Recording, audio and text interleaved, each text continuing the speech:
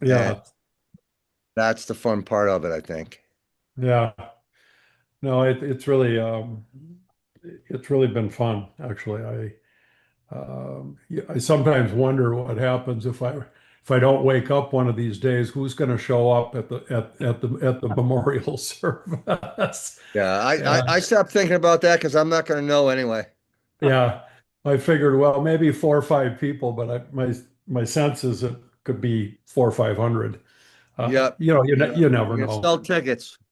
Yeah, Wally, that's right. when Wally goes 20 years from now, we're going to have to rent a country. My, Well, my, I jokingly mentioned my 80th birthday, and I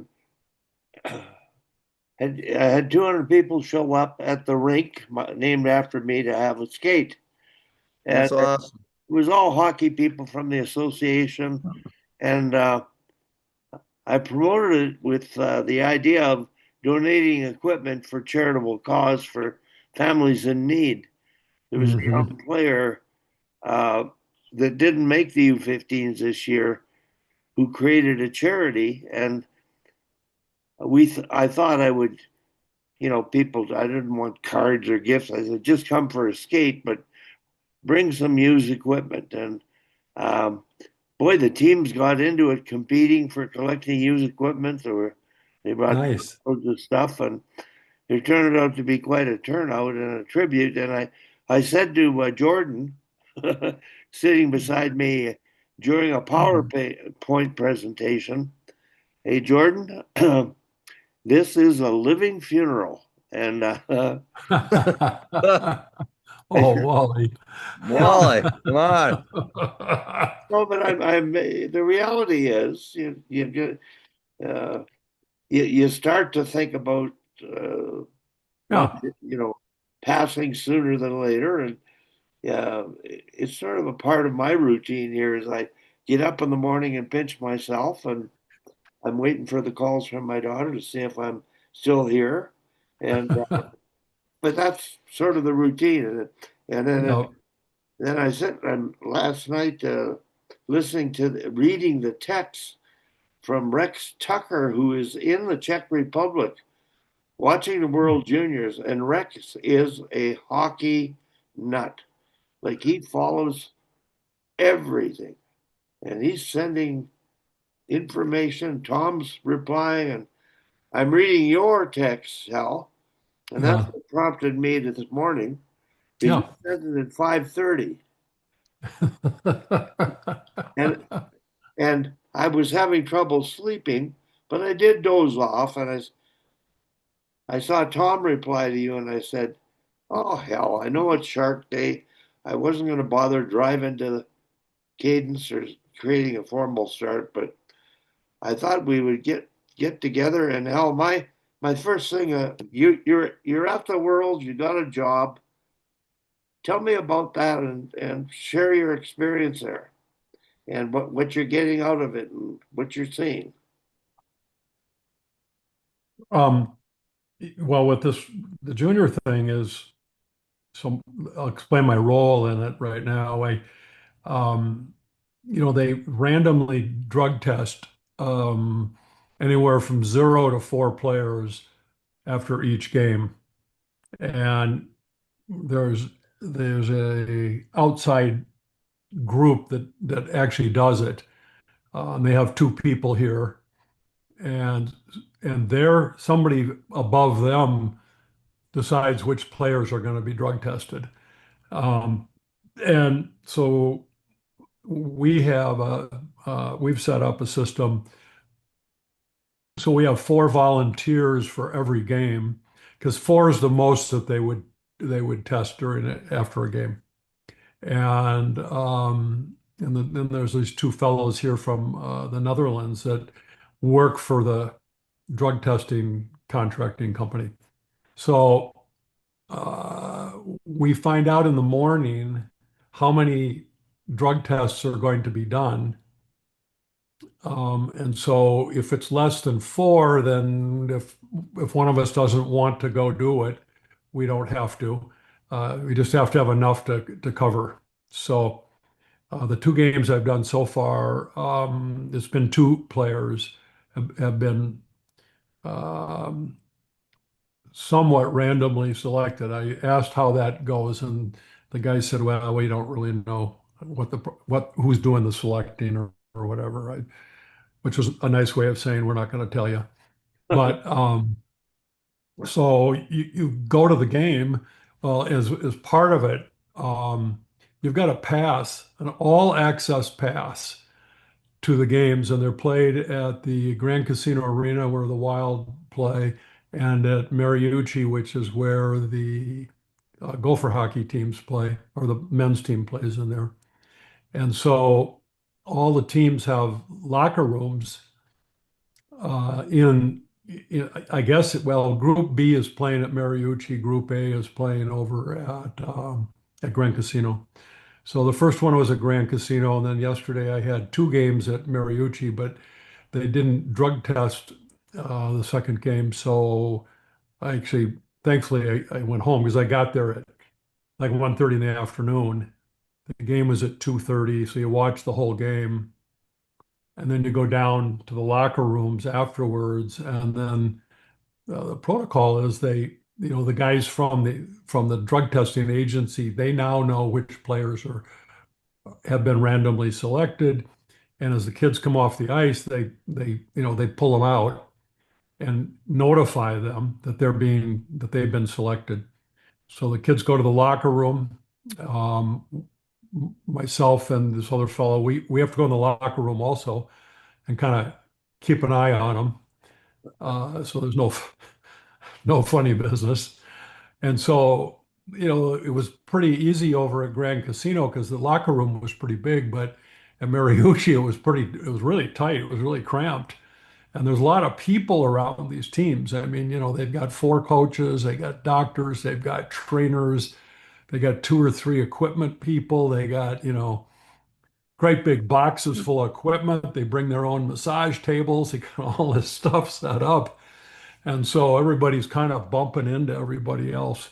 But that's okay. It was interesting yesterday. It was Latvia, where the two players were from Latvia. And in their locker room, I mean, the whiteboards say Latvia. I mean, they've customized the locker rooms for each of the countries that are there with their home, logos. They got the logo on the floor in the locker room. Don't step on the logo, that kind of stuff. And uh, so it is a lot. Some of these guys that are doing it, I mean, we've got a whole bunch. I mean, you got a lot of games and four people a game. And for a lot of these guys, they've never been in a locker room with older players, like junior players or pro players. But I did it for 6 years. So, it was brought back some good memories of being around the kids, this age player as a coach. Um, but so the other guys like to kind of do it. And I've done a couple now. I don't know. I'm supposed to do a game tomorrow. And then I've also signed up for the championship game on Monday. So in the meantime, I've got a pass. I can go to any game I want to go to and just go right through security, just blow through and don't have to pay for it. Um, the unfortunate part is that the only games that are drawing any fans is when Canada plays and the US plays. And as Tom said in his text, he's been watching, I think, a lot of the games. The Swedes look like the best team, and boy, they schooled the U.S. last night badly, uh, especially on power play. And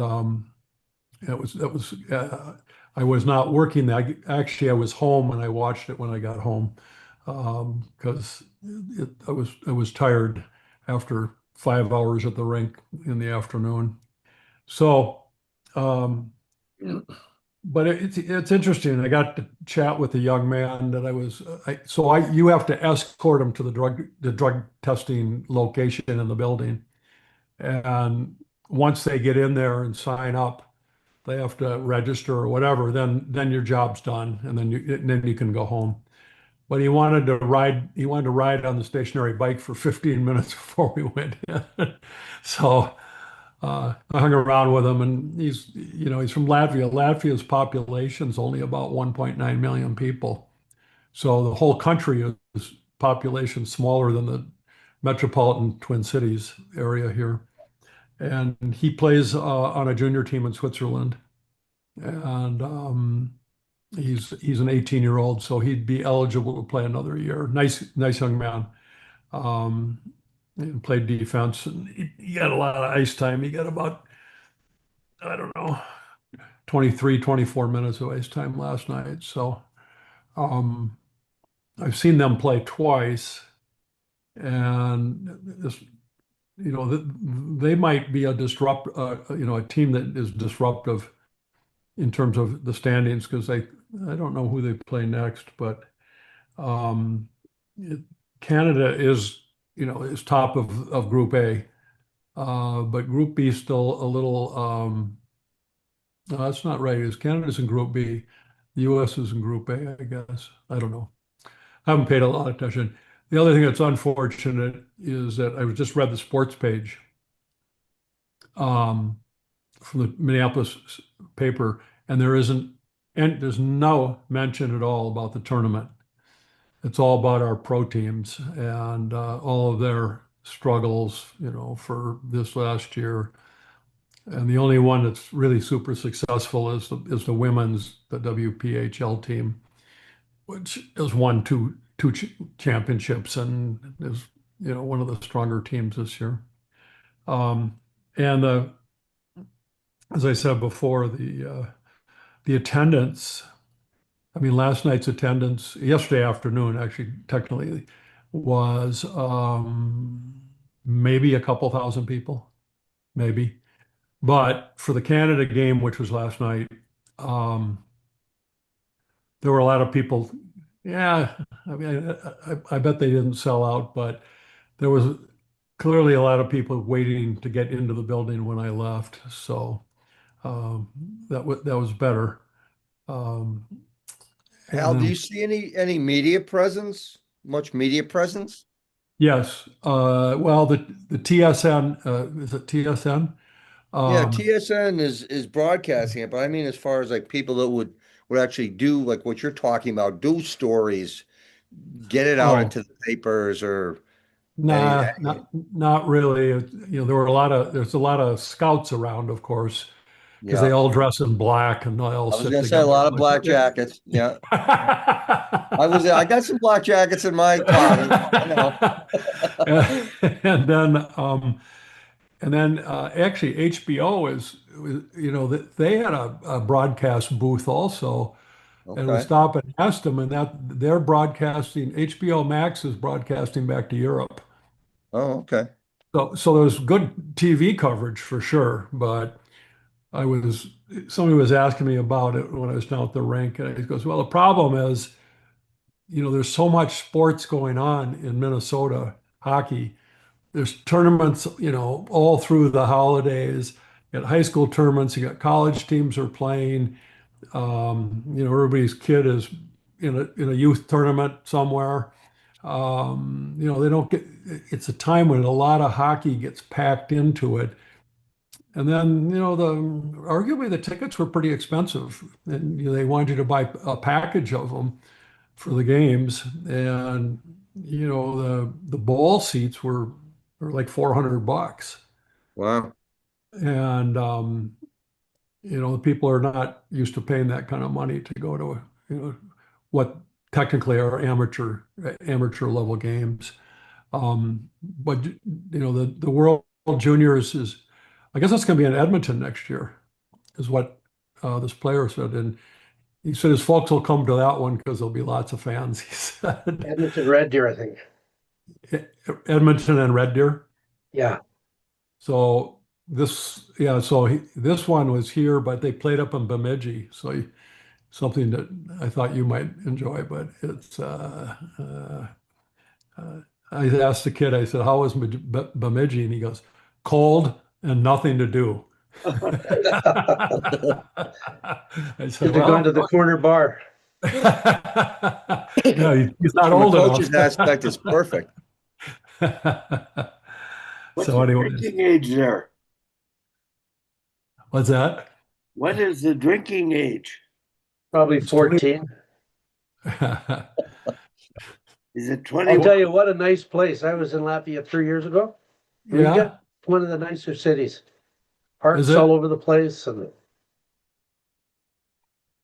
So I looked up to see what language they speak, and on the internet they said mostly Russian. And I asked this kid, and he goes, "No, we don't speak. We speak Latvian. We don't speak Russian here. It's not since the war," he said.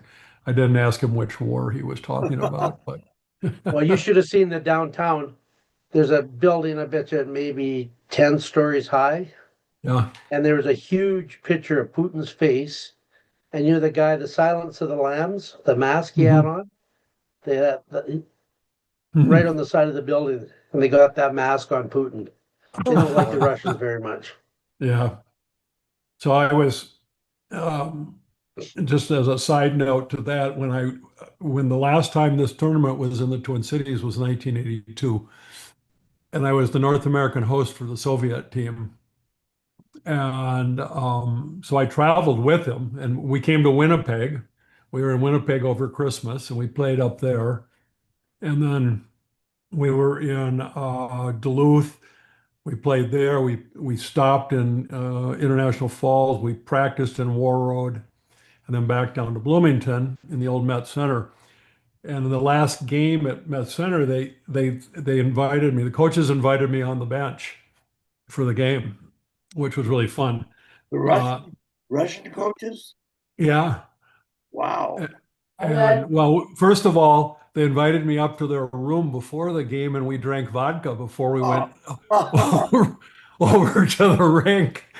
And then they invited me on, and I could see the kids were coming over, and they were kind of holding their ribs, and they were, whining about. Well, they were playing the Czechs, and no love lost there, and they were all butt ending each other and getting away with it. But they were there was some bad blood for sure, and they'll always remember that. That's as you know, our game's got a justice system of its own built right into into the game. And so, but that was pretty fun. But it's been since '82 since this tournament's been in the U.S. So That rivalry, we miss the Russians. yeah, And that's to me the sadness of sport today is, what's going on around the world, and athletes are athletes, they want to be there, and yeah, the political system just has created an unacceptable, atmosphere, and it just spoils the purpose of sport. That's for sure. But the you mentioned a kid. Was it a kid from Canada about his parents? no, he Jackson. was he was from no, he was from Latvia. I'm on a Okay. call right now, Jackson. But some other people, we talked to some people from Canada, and they said, are you not coming down? I mean, there's a fair number of them live here, but are they not coming down because of the politics? And they go, no, it's so damn expensive to come down there Yeah, with the the just the currency differential. yeah. And so they're waiting for it to come to Canada next year. So, and I don't know, I'm sure some of it's, the politics also, the border politics. So Well, it's too bad. Hal, I know, and Peter, my schedule this holiday, I wake up early in the morning and I watch the Spengler Cup. And the USA had a college all-star team in the Spengler Cup. It was outstanding. And they got to the final. and they lost to DeVos. And, having been there for 3 Spengler Cups years ago, and it's just an unreal event. It's a holiday for people going there to watch or having fun. The players go there. I'm not sure how serious they are, but they enjoy it because their families come. And watching the hockey and seeing how well it's played, the thing that impressed me is the European teams, the DeVos team. Of course, it has a few North Americans, but they're physical. Like it's like the PWHL in terms of body contact now, which on big ice is rare. And they were making contact, and they made that big rink look pretty small in the final game because the Americans could skate and pass. And actually, I think DeVos used their bodies a little bit more and gained an advantage. And I was sure impressed with the young players the Americans put together. They're all NCAA players. And to compete against those teams like that and get to the final, wow. It reminded me of Herb Brooks picking the Miracle on Ice team. You've got a lot of talent up there. And I'm curious how you mentioned and the Swedes being the strongest team, and I haven't watched the Americans closely. I agree with you on the Swedes. They're pretty scary good. Power play is exceptional. But overall, the tournament and watching them play, it's a crapshoot in terms of who's going to win what and when because they're kids. Like it's really amazing. I've been watching the games closely, and Tom, if you could turn your speaker off. I've been watching the games closely, and in the first game, Canada played Latvia, and or before that, they might have played somebody and they won, but it was close and ugly. And I watch the games, but I listen to the commentary. And the next game they played Latvia, and Cheryl Pounder said Canada's coaching staff showed video of all of their turnovers to the players the day of the game because they're not managing the puck.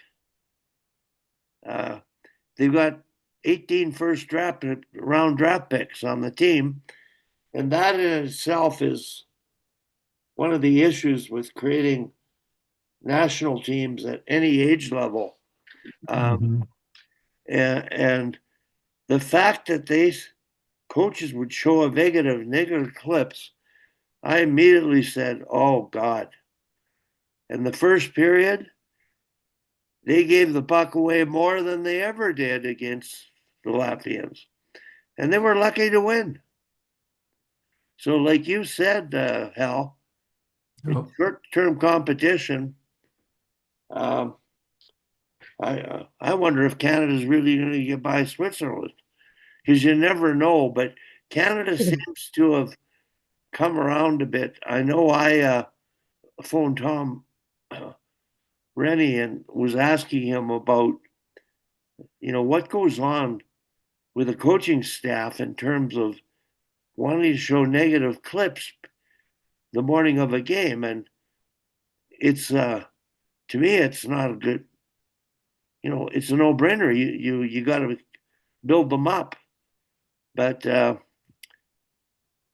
Tom didn't know, but he did mention Canada's coach and general manager, the Hunter brothers, were really open-minded. And actually, he said in one World Championships when he was CEO of Hockey Canada, they had to play the Russians in the final. And they approached him and said, Tom, would you talk to our players?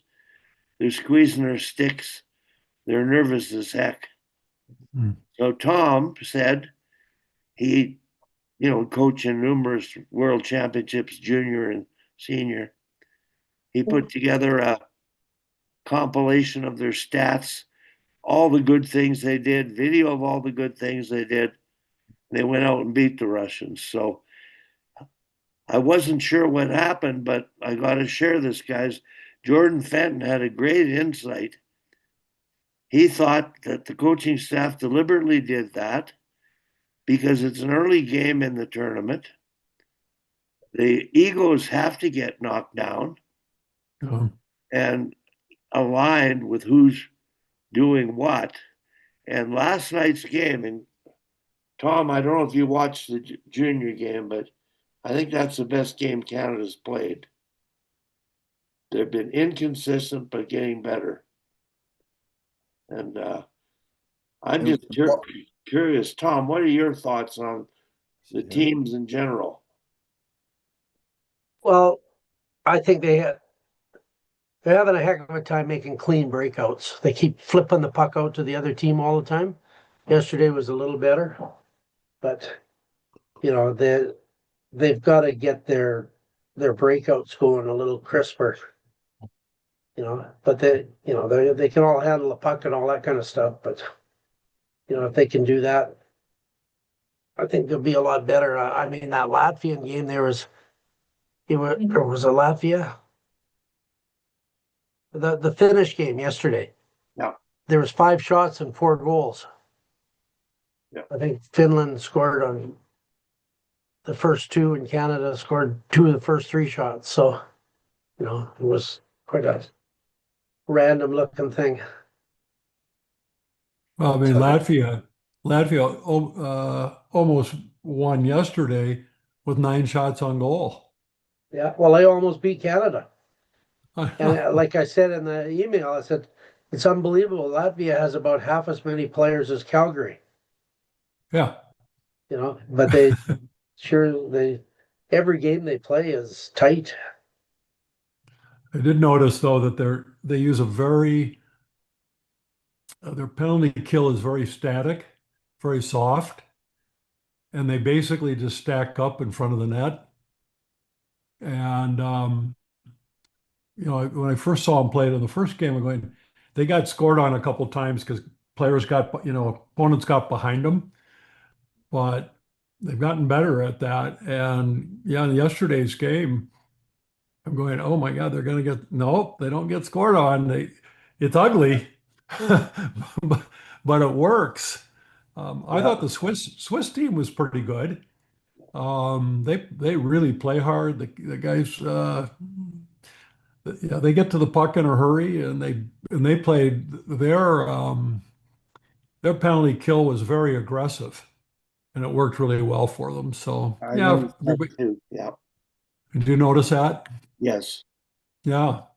And then I was thinking about Tom's comment a few weeks ago, going, "Oh yeah, full pressure. You always go full pressure." So yes. So the last games are going to be pretty fun, really. I mean, as these teams kind of come together, I know that the coach of the U.S. team, Bob Motzko, made a comment after I don't know one of the first games. He goes, "Yeah, we got to tighten down here." He says, and then I've had a couple of texts from people going, "What's the problem?" And I go, "Well, they might have too much talent on the team. I mean, everybody's, they all know there's every NHL team sitting up there evaluating them, and college teams I thought the Americans were doing a lot of 1-on-5 hockey. they were hero hockey." Yeah. So, guys, Tom, I talked about Hockey Alberta select team, which is an all-star team, an elite team, quotation marks at the national championships. It's no different there. Craig said they don't know how to play without the puck because on their teams, they always have it. yeah. And they don't defend because they've got the puck all the time and they're getting extra ice time. They're power play and penalty killing. And Now they come to a short-term competition and they really have different roles. They don't realize the game's 50-50. You got to get the puck to do something with it. And I thought Canada's first two games, Tom, they did give the puck away under pressure because the teams pressured them and they weren't used to the pressure. And the defensemen, oh, they thought the pass was open, but it wasn't. Teams just picked them off in their zone. And they were using high lobs. I call it field goal breakouts because the other teams had just backed up. They weren't being aggressive, but they layered. They were playing a 1-2-2 in the neutral zone, and you had to get behind them, and it's pretty tough. And it's interesting, Tom, in the European ice at the Spengler Cup, Canada's first two games, they tried to dump and forecheck. Hello, big ice. And they interviewed the coach of the Devos team. He said, we're about possession. And remember Daryl Belfry being on before saying possession only. Because Yeah. big ice, you got to possess it. And you think on a small rink, and in the Olympics coming up, it's small ice. How important is going to be that forecheck? And it's really interesting to watch these games and see what they're going to do. You know, when you get to the finals, it depends on if the top four teams in there, they're all offensive, then it's the other teams, the weaker teams, if they do qualify, they may play in that neutral zone trap all the time and not coming at you. But Well, at that, against a neutral zone trap, you have to set up 2-on-1s in the widest sky. yeah, And you got to get between the dots with a puck and do wide entries. And if you just do the middle drive and go straight there, you're not going to beat them. They're already standing there waiting. You've got to, like Gretzky and Curry played all the time. Always create 2-on-1s on a wide guy and go from there. But some of the teams do, some don't. Watch the Swedes; they do it all the time. They take the ice behind and they create 2-on-1s and they play the game really well. it's sort of like the power plays, eh? They throw it back and they not necessarily create 2-on-1, but the guy's got so much speed that he can. So what would you do? How would you play against that? Because I noticed they're all doing it. And then that guy comes up through neutral and you got, 8 or 9 guys just standing still on the blue line, basically. And I was watching it in the game yesterday. I was talking to the guy next to me. I said, I'd go after that guy. So you force the first puck carrier to drop it back to the next guy and just keep going No. and forcing him wide. Now it does Boston lead, did a great job against the Flames earlier in the week. yeah, Calgary would do that and get over the blue line, then make a 10-foot pass to somebody just inside the blue line. And Boston force it. You got nowhere to go. You're against the boards. The blue line is there. yeah, Calgary never got set up because Boston, they just forced them there so hard. And that, I think that's how you do it. I mean, it seems like everybody's doing that drop back thing and everybody just stands around and waits for him to come through. And I'm thinking, okay, well, if I were on the bench, I wouldn't, I'd have a little different idea, but that's just me. Speaking of on the bench, I look across the ice and there's like between coaches, trainers, and whoever, there's like 8 people on the bench behind the players. Yeah, you Oh, got the 5 coaches, and then you get the therapist and the equipment man. Usually, like 2 equipment managers, and sure. it's unbelievable. I don't know why you need 5 coaches, but whatever. It's a privilege to be named a coach. But we have 5 coaches a lot because Do I you? got so many assistant coaches. Yeah, So down But, here, you're only allowed in minor hockey, you're only allowed three down no, here. here you can have five on the bench, five people on the bench. So the therapist, so we'll have four coaches and a therapist. Okay. So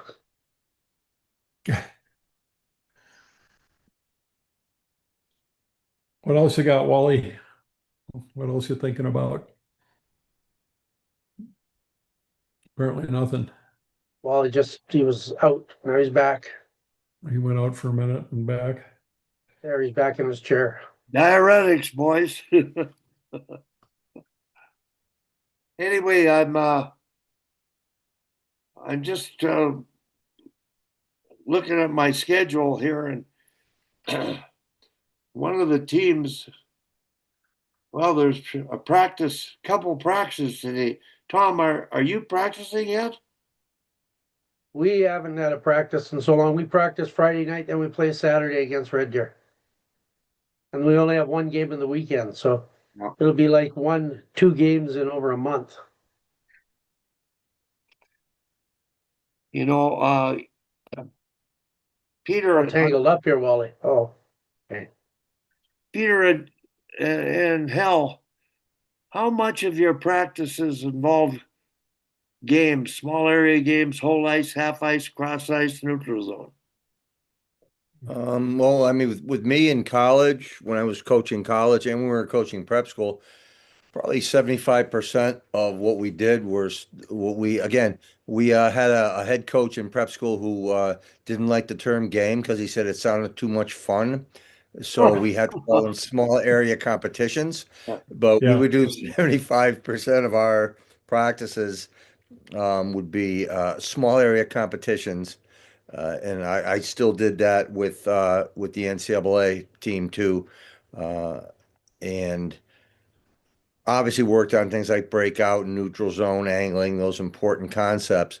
But as far as the actual application of where we could win games, we could get through neutral zone fine and all that. But at the end of the day, you have to beat people off the wall. You have to create odd man opportunities. So teaching all those things through small games and then kind of expanding the rink from there to let them play in a little larger surface.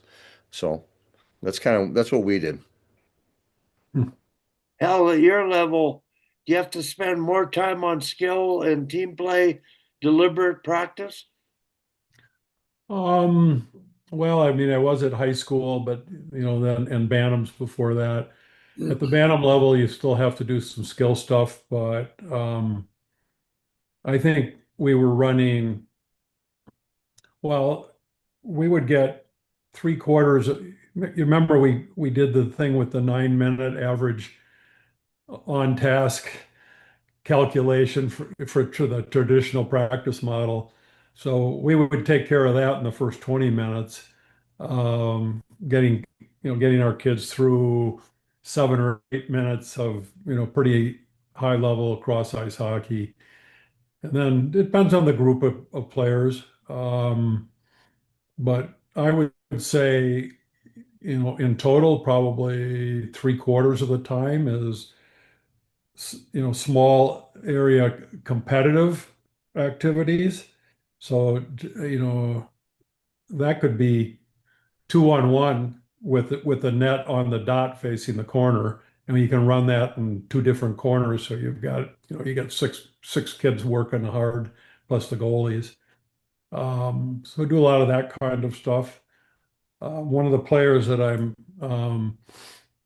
their family advisor for. He's a senior in high school, and I met with him a couple weeks ago, and I said, "What are you guys doing? What are you guys typically doing in practice?"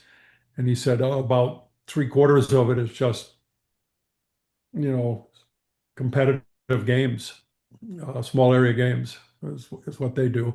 They do one that's a warm up, and then but they just kind of keep doing it. Now, both of their coaches, two of their three coaches are former junior coaches. And so I think that, I mean, this has been a long time coming, the small area games. Jim Johnson and I did some videos on this, God, 20 some years ago. And and I've been doing it for a long time. But boy, it's hard to. I think it's hard for coaches to give up control. Give up micromanaging what's going on the ice the whole time. And Which so is ironic, Cal, right? Because you're always talking to your guys about being creative, I know. yet you're not giving them the opportunity to do that. Because I mean, we did that back when I was coaching ACHA in the mid 90s. We did a ton of that, and we were, I mean, I think a lot of it was we were lucky. I mean, we went to nationals 5 out of the 7 years, and we won 3 league championships. I mean, and I attribute that to the fact that we let the guys play and we let them be creative. Certainly, you Mhm. point things out. What do you think about this? What do you think about trying that? But yeah, we spent all this time saying be creative, and then we try to micromanage them. I mean, my approach was, why do we do this? Why do we do things over and over again that don't work? Yeah. So you guys, yeah, so find something different. We know where the goals go in from. They go in from right in front of the net, most of them. We know that most slap shots never make it to the net from the blue line. So let's, figure out something else. And when I was coaching in high school, we're trying to work on power play, and I'm trying to set them up. The kids want to play off the half wall, which is the third worst place to do it from, and at least 15 years ago it was. It's either from the blue line or below the goal line for the setup. But they wanted to go on the half wall, and they wouldn't execute. I go, well, then you guys figure it out. What do you want to do on the power play? And so they would kind of get together and talk, and were they any better? Nah, not really, but it was theirs. They owned it. Yeah. And so Well, we could have different conversations with them rather than me just telling them, blowing the whistle, correcting them. I would just let them work their way through it And and that's a put, great point, right? Because now they self-correct. Because yeah, when it's the other way around, it's like, hey, coach has got this power play. It just doesn't work. yeah. So now it's your fault because it doesn't work. Now it's not, you're not trying to lay blame. Now, You're now it's giving their them the fault. opportunity to say, look, here's how it is. Hey, he's right. This stuff doesn't work. What could we try? What could we do? And uh, limiting those things. We talked a little bit about, I think we did some email or text about a while back about Hick's Law. The more opportunities and Mhm. choices that you have, the worse things seem to get sometimes. Yeah. And I think the power play is one of those. You put Yeah. right 5 guys together, and you end up with 11 different options. Well, you can see in this tournament, and I certainly see it in the National Hockey League, everybody's setting up that super wide one-timer. You know, talk about going across the Royal Road. You're going from one boards to the other boards practically, and that goalie's got to have to get over there. But what I'm noticing is how important, getting sticks in the shooting lanes are and in those passing lanes. So at the junior level, they're intercepting those passes quite a bit.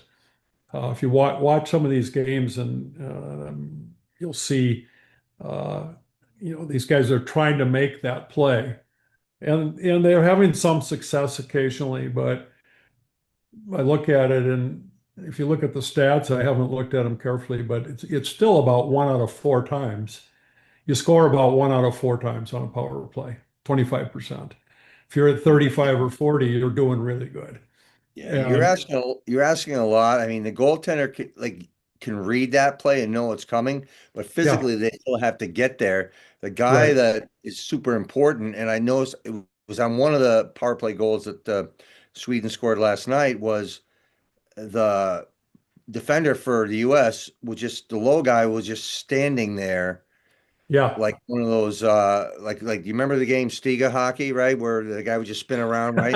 It was like one of those where just drop down, like you know that that's the play they're going to make. If Yeah. you don't have anybody near you, you have to drop down to the back door because the Yep. goaltender can see everything that's in front of him. The guy to his far left or right, depending on where they're set up, he can't see him and he has to try to get there. You should Yep. probably drop down. Yeah. Well, yeah. Well, that's why they need coaches, I guess. Yeah. Yeah. But again, it's the same, everybody's doing that play now. Yeah. Oh, You for know, sure. And it's yeah, just, can the goalie get there or not is what it's turning out yeah, to be. exactly. He reads the play. And that's a tough play. I mean, that one timer is not an easy shot, No. even for the kids at that age. Be able to, to time that puck coming through and because I saw a couple misfires in the game yesterday. They just didn't, we used to say you didn't get good wood on it, but I guess you got to say you didn't get good carbon fiber on it, or Yes. It whatever the doesn't sticks are. flow as nice. Doesn't flow as Oh, it's too funny. Well, nice. guys, So much has got to do with talent as well, though, because Balanced. we have two power plays, Yeah. and one has they're like 50%, Oh. and then the other power play is probably 10 or 15% Hmm. because they bobble passes, they they get a shot at wide open net and they'll miss a net. Yeah. I've got 4 of the top 10 scorers in the league on this one power play, and Wow. they just snap the puck around. They're all kids that played for me before, Yep. and the other ones mostly for first years. And like I remember Bob Peters doing a hockey class, and he didn't talk much about hockey, like to tell stories and everything. And the last the last hockey class, he said, "Well, this is the most important thing when you're coaching," and he writes on the board in big letters, TALENT, and Yeah. Yeah. he says that's the Yeah. most important thing about winning is, Yeah. You gotta have talent. well, guys, I wanted to mention the idea of game like practice, small area games, but I've been going through watching coaches practice the first half year at the U13 level, and the one that's been successful does really good deliberate drills, developing tactical skills, and very good on the bench.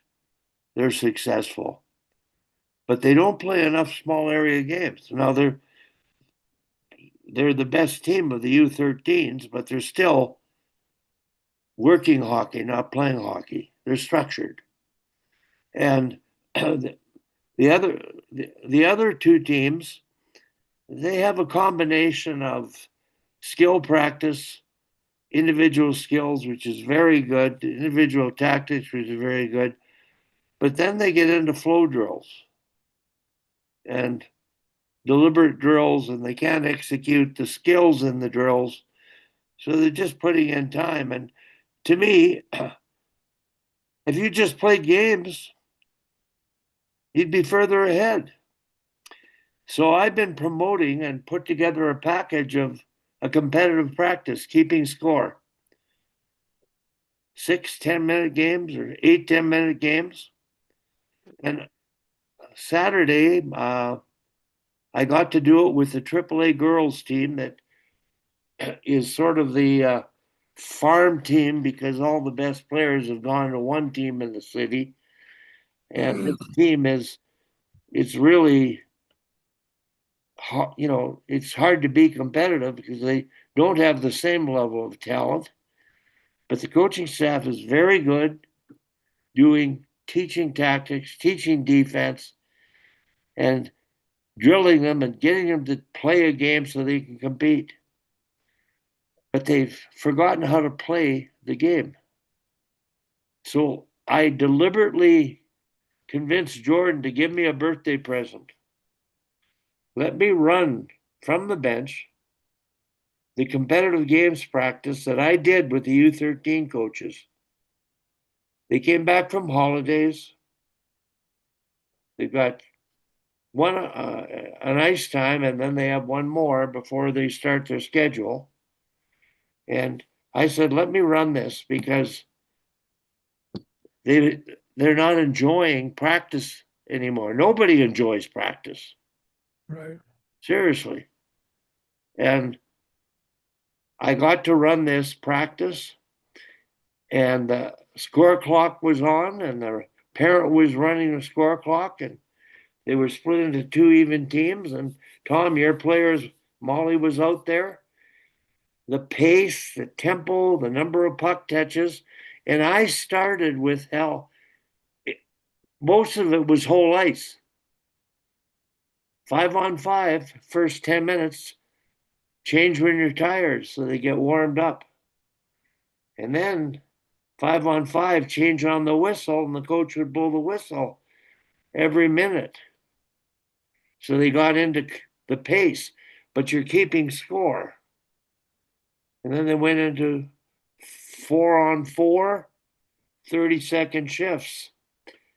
And the pace was good, the tempo was good, the chirp, the noise, the energy was outstanding. They were having fun. Like I'm on the bench, sitting between both benches. I could, the noise, yeah, they wanted to be there. And I don't know how many kids want to even be at practice. So you got to bring the joy of play into the game. And to me, the practice was unreal. It was the best thing that could happen to bring the team together. And Tom runs these kind of practices all the time. They play many games. And it's sort of natural for him and his team to play. But most other coaches run deliberate drills, tell them what to do. The players don't develop their own thinking process. They don't make decisions in chaos, which hockey Well, is. Wally, how much of it do you think comes from what that particular coach's history is or was from when they were a player? Because one thing I've noticed is so many coaches seem to coach how they were coached, No, totally. regardless of whether it was actually quote unquote the right way to do it or not. I mean, it's pretty freeing, right? When you get to be the coach, maybe all those practices or things you did that you didn't like, it seems like they repeat them instead of saying, like to your point, you know what, I wish there was a way I could have had more fun at practice because they were this, they were that. You know, you go back to way back in the day, right? The Gordie Howe days of when the players weren't allowed water on the bench. And Gordie Howe used to tell the stories of his son Mark Howe and Marty would come to the practices and they would have him sneak into the trainer's room getting handfuls of ice cubes and sneak them to the guys on the bench during practice so that they could get water. I mean, eliminating the things you did not like instead of repeating those things and thinking that they're positive that they worked. I mean, you get a clean slate, right? You get to again, like you said, the whole idea of the fact that fun seemed to be a bad word when you talked about practice. If practice was fun, it wasn't hard enough. I got one thing that was really significant in my teaching life and coaching life. I listened to a guy talk, and he writes AIM, and he says the goal of a phys ed class or whatever when you're running is activity 80%, instruction 10%, and maintenance, moving the puck or moving nets and this and that is 10%. And I thought that was, with that in the background when I'm planning practices or classes, that's kind of the background is try to get them moving 80%. The only time they is resting is if they're going full speed, they need to rest because you can't go full speed. You need to rest about 3 times, 15 3 to 1. seconds hard and 45 seconds rest kind of a thing. And that's kind of been something that's guided me for years and years since I thought the guy summarized it really well when he said that. Yeah, that's awesome. That's great. When I was skating at the University of Minnesota, you had to ask permission to get a drink of water. So nobody asked. Well, they used to scream at us when I was a kid. Spit it out, you're gonna get cramps. So we were not allowed, we were not allowed water on the bench. Now we tell them every time you come off the ice, drink some water so you don't, because I talk about water. Hydration is like gasoline in a car. I mean, as the game goes on, you're getting less and less and less and Yeah. less. Oh You yeah. know, you get dehydrated, your body is going to go into protective mode.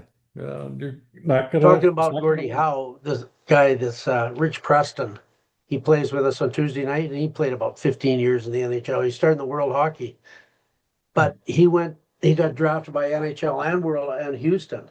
But he went to Houston because they said that he would be able to play in line with Gordie Howe. So Gordie Howe played center, and so he played with Gordie Howe and Mark Howe. So he said they called the line Howe, and Who. So, but he's got a lot of great stories about, you know, playing and all that stuff. But yeah, I mean, honestly, like what have we ever done in our lives that we've been really good at that we didn't enjoy? Oh, Well, That's exactly. what it comes down to, right? Like what Wally's talking about with practice and finding ways to get joy in practice. I mean, you have to do it. I mean, there's times where you have to have discipline. I get that, but at the end of the day, we've never been good at anything we didn't enjoy. Well, I don't blow the whistle. I blow the whistle to call the players in and stop a drill, or if they're just totally messing it up and they don't know what they're doing. But Yeah. I just start it and I say, you can see when the last player shoots just as well as I can, because I want them to be paying attention. So, you know, the drill will just run itself. And I think that helps too, is they're in charge of it. Yes, and I agree with that. I would honestly be purposely vague sometimes in drills just to see what they would do. And if they would ask, well, what should we do if this happens? And I said, I don't know. You're out there playing. You guys figure it out. I said, you won't be wrong. It might not be the best decision, but I'm not going to ever tell you that you're 100% wrong because I want them to be comfortable thinking and experimenting and trying. yeah. And I think when they're young, you need to do deliberate things. Like I've got a few core deliberate things that I know really help them. Like we'll practice on Friday, and I have this. I'll start off with 2 minutes to go around and make moves at dots, and then I blow the whistle. They do tight turns or blow it twice quick, and then we'll do this zigzag where they get a pass, they shoot, and they zigzag between the top of the circle and blue line 3 times. But every time they're doing a different kind of skating. Maybe fast hands, fast feet, and next time they have to face the far end all the time. So they're going forward, backward. And then, like a mohawk, a Crosby turn, and skating backwards or just a puck on the forehand or whatever. And then between blue lines, they do linear crossovers. And then they hit the next. So if they went right like this one way, they hit the far blue line, and then they're going left. And I put this together, combining a whole bunch of different things that I'd done. And, I do that at least once a week because I think it really helps their skating and their puck handling because they got a puck in their stick the whole time. So, I think there are, you have to do stuff where they repeat technique that they need and they have the puck on their stick. And when I design a practice, I think, what do I like to do? I remember playing in Sioux City and asking the coaches, geez, can we play some games? Because, in drills, you're doing breakouts where you get the puck for 2 seconds. You get a breakout pass from the wing, you pass the center, you go down, maybe you get it again, maybe you don't touch it again, and you're doing that. So you've had the puck in your stick maybe a total of 15 seconds and half an hour or something. And I just wanted to carry the puck and be able to do stuff. I remember always during college and that I couldn't wait to get home so I could go play shinny and actually carry the puck. In fact, after this meeting, Yeah. I'm going to go play shinny. So Yeah, and you're if right, it's Tom, perfect weather outside, it's absolutely especially beautiful out. especially at the Sorry. younger levels, right? The deliberate is so important. I mean, I got a grandson who's playing mite hockey, and if you didn't do deliberate drills, I mean, they look like squirrels trying to remember where they buried the acorns. They're Yeah. all over the place. So um, that deliberate type of thing that you're talking about, the younger levels especially, is so darn important. And then let them free flow and play their small area games and see how that looks and kind of go from there. Because the mites here, which is your atoms, is interesting because they play a certain amount of cross ice games, but then they also play full ice games. Yeah. Yeah. And when they play the full ice games, there's kids that I refer to as the luggers because they'll never pass the puck. They'll just pick it up and just see how far they can get moving that puck. Yeah. So deliberate drills of let's work on making some 10-foot passes. Like when we get full ice, let's not work on trying to teach an 8-year-old how to do a stretch pass from his dot in his defensive zone to the far blue line. Let's see if we can get these guys to actually complete 3 10-foot passes in a row first. So the deliberate stuff is so important. I have kind of a progression to get people to support the puck and, like little short passes in a small area, but full ice, I'll make a rule. I'll start off saying that you have to make at least one pass in each zone. So now the Sure. guy Yeah, with the puck's got exactly. to look around and people got to support. And then I can progress from there. We get to a 2-second game so that, you know, they get the puck, they have to get their head up because otherwise you get what you talk about. The best players gets the puck and goes end to end and And nothing really happens. unfortunately, they're not even the best players. That's just Yeah. what they do Yeah. because they don't know how or they don't understand support. There's no one to move the puck to. So again, the Mhm. deliberate practice is like you're talking about those early ages. You can't expect an 8-year-old to play like an 18-year-old. No. And in Scandinavia, Finland and Sweden, I know they really almost every drill, if you get a pass on the boards, you get what they call a big ice.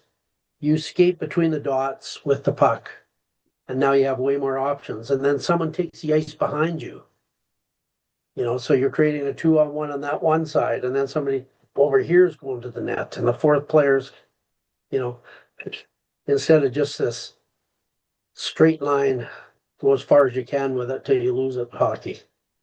Yeah, yeah, and you see that so much, and that's one thing that is so stark, right, in watching any kind of when there's international teams involved, regardless of if they're high level considered compared to the other teams. Like Latvia is in it, Denmark is in it a little bit, right? Switzerland, Oh, just because they work really hard and they take care of details. They might not have the skills, but they make themselves hard to beat. yeah.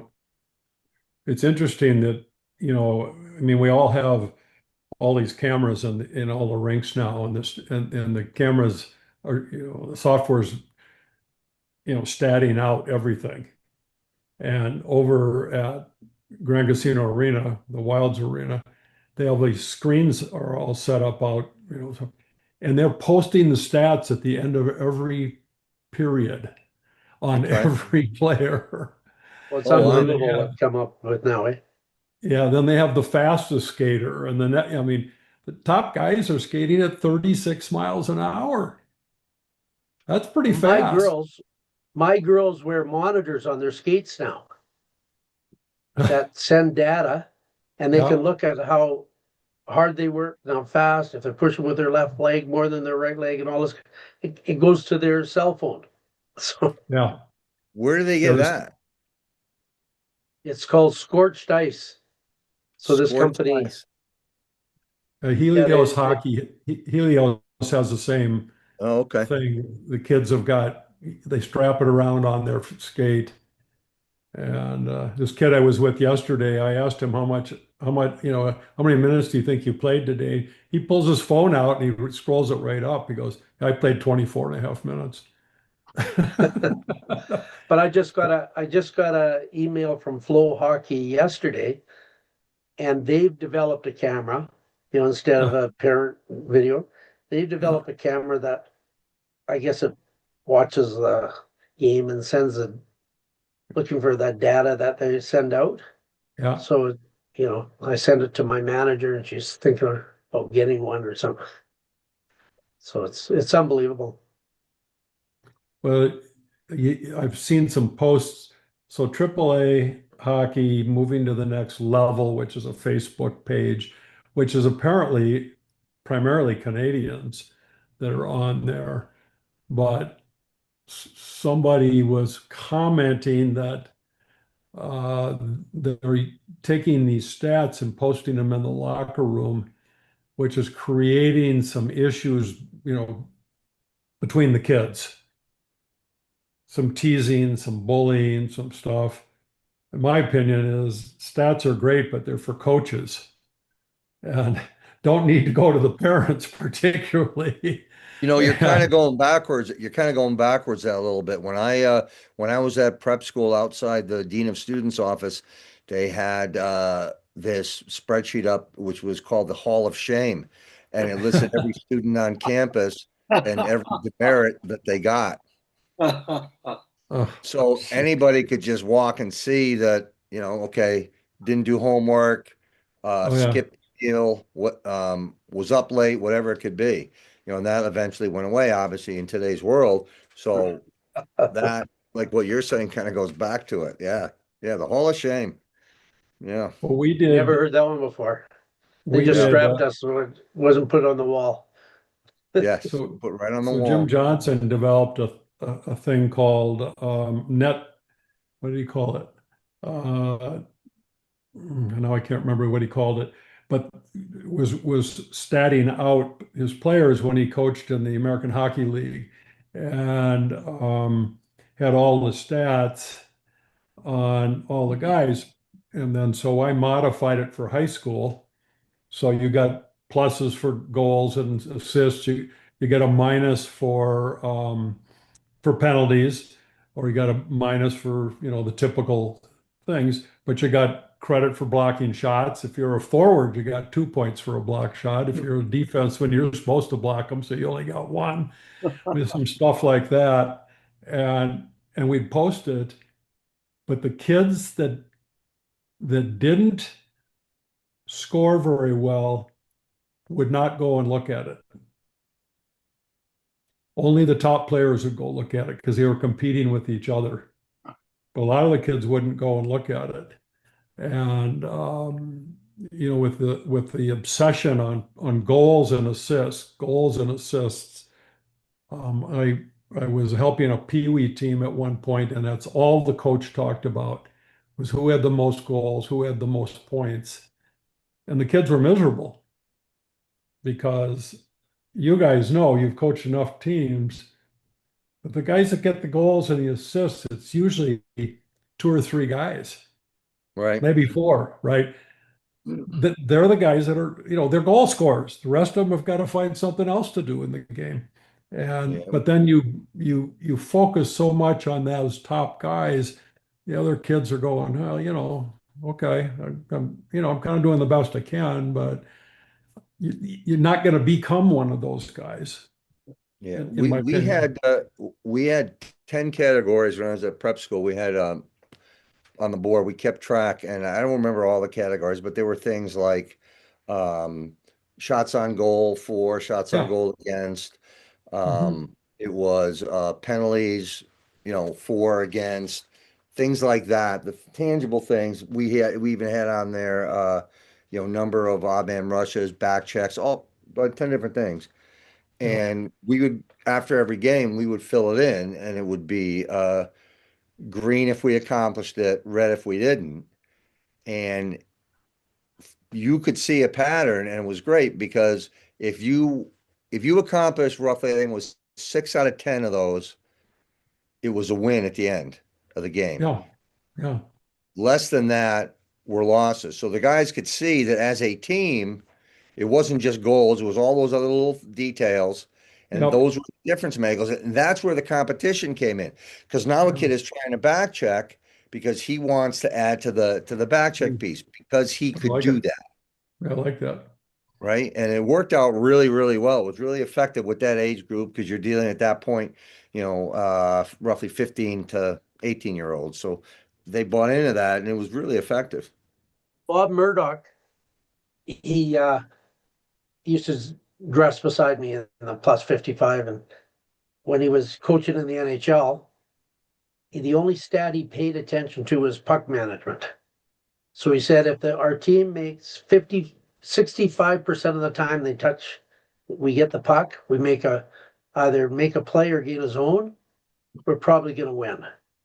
Hmm. If we're 70%, we clobber the other team. And if we're 60%, we get clobbered.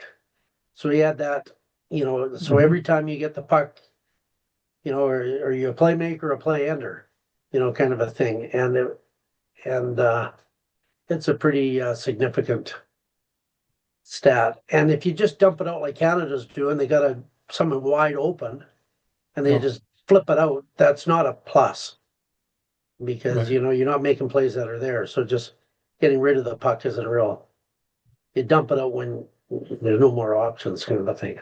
Do you guys remember these are PSA commercials, I think, generated in Canada. The guy, the parents, the dads are out playing hockey, playing golf, but they got two or three of their kids behind them, giving them instruction. And then if it's a bad shot, they're giving them a bunch of crap. Or the mom and the kid in the supermarket in the cart, and they get bumped, and the kids egging the mom on to go fighter, go fighter, go, go. And I think it was, relax. It's just a game. I think was the the commentary going out to everybody. But those were super USA, funny. USA Hockey does that, Hal. There's one that's circulating now because of the IHF is the parent is he's outside the classroom and the kid's taking a test and the guy's banging on the window, yelling at him to focus and pay attention to the answer and that. And then they switch over to the rink and the guy's doing the same thing and they say, you don't do it here. Yeah. Why do you want to do it there? Why do we do? Did you see those I think in Massachusetts, the father that went down and assaulted the coach Rhode Island, after yeah, Rhode Island. Rhode Yep. Island, and they're both Yeah. in jail for assault. Yeah. I think it was Pee Wee's or some dang thing. It was a Yes. small. Yes. Yeah. Hey, Great. guys, I put my hand up a while ago, and Sorry, Wally. I'm just All right. figuring out on the React thing on my thing. It's got play chime for raised hands. I'm not going to do that, but Hal, when you started this whole topic, bang, you said statistics are for coaches.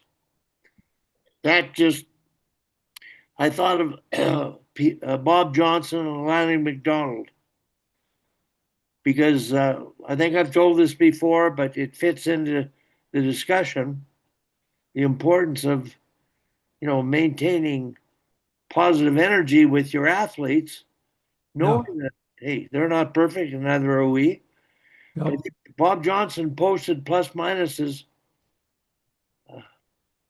outside the dressing room, and he said he saw Lanny McDonald look at his plus minus, and it was a bad day. The expression on his face, he never did it again. Yeah. And that, when you talk about coaches pointing out what they do wrong and telling them what to do and yelling at them, Yep. and I just spent a bunch of time trying to educate parents about coaching in the stands and pointing out privately to them the little things, not the goals, not the assists. The goodest, $2 an assist, $1 a goal, or point out a good back check, a good stick check, extra Mhm. effort, a block shot. the parents have to understand that's what goes into being a better team player. And I just wanted to get those points in. So I wrote down that point out positive details, parents, back check, stick check, having kids get their eyes up at U13, just looking. They may not make a pass, but if they can carry the puck with and they're looking, praise it because Mhm. that's where they're at right now. Not completing a pass. And the development is all those little stages, which are it's an art of doing. And here we are talking about the same old stuff that's occurring, the ugly stuff that's ruining the game for the kids. Yeah, and while yeah, I agree with you 300%. I mean, if you can agree 300%. Uh, One of my big pet peeves are two things. One thing is when that player comes in and says to the coach, "How do I get in the game?" Well, you just got to work harder. Like that is useless because you're giving the kid no encouragement, no information, no direct path. And the other one is the plus minus because it could be Wally, Peter, and Hal are on a line together, and there's a minus. Well, if Hal has his guy every single time, Yeah, he's still given a minus. yeah, Doesn't matter if Hal scores a goal or not. If there's two times where we get scored against, but Hal has his guy every time, Hal's not really a minus. I think right. it can be a catch-all where it's a trap for a coach to just use that and look at, oh, well, this line was minus. You got to look at the video. You got to try to isolate and see, you know what? Maybe I need to use Hal differently.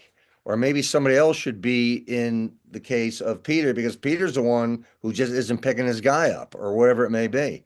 So I think just using plus minus as a catch-all is a huge error. And I think it's also occasionally used as an easy out.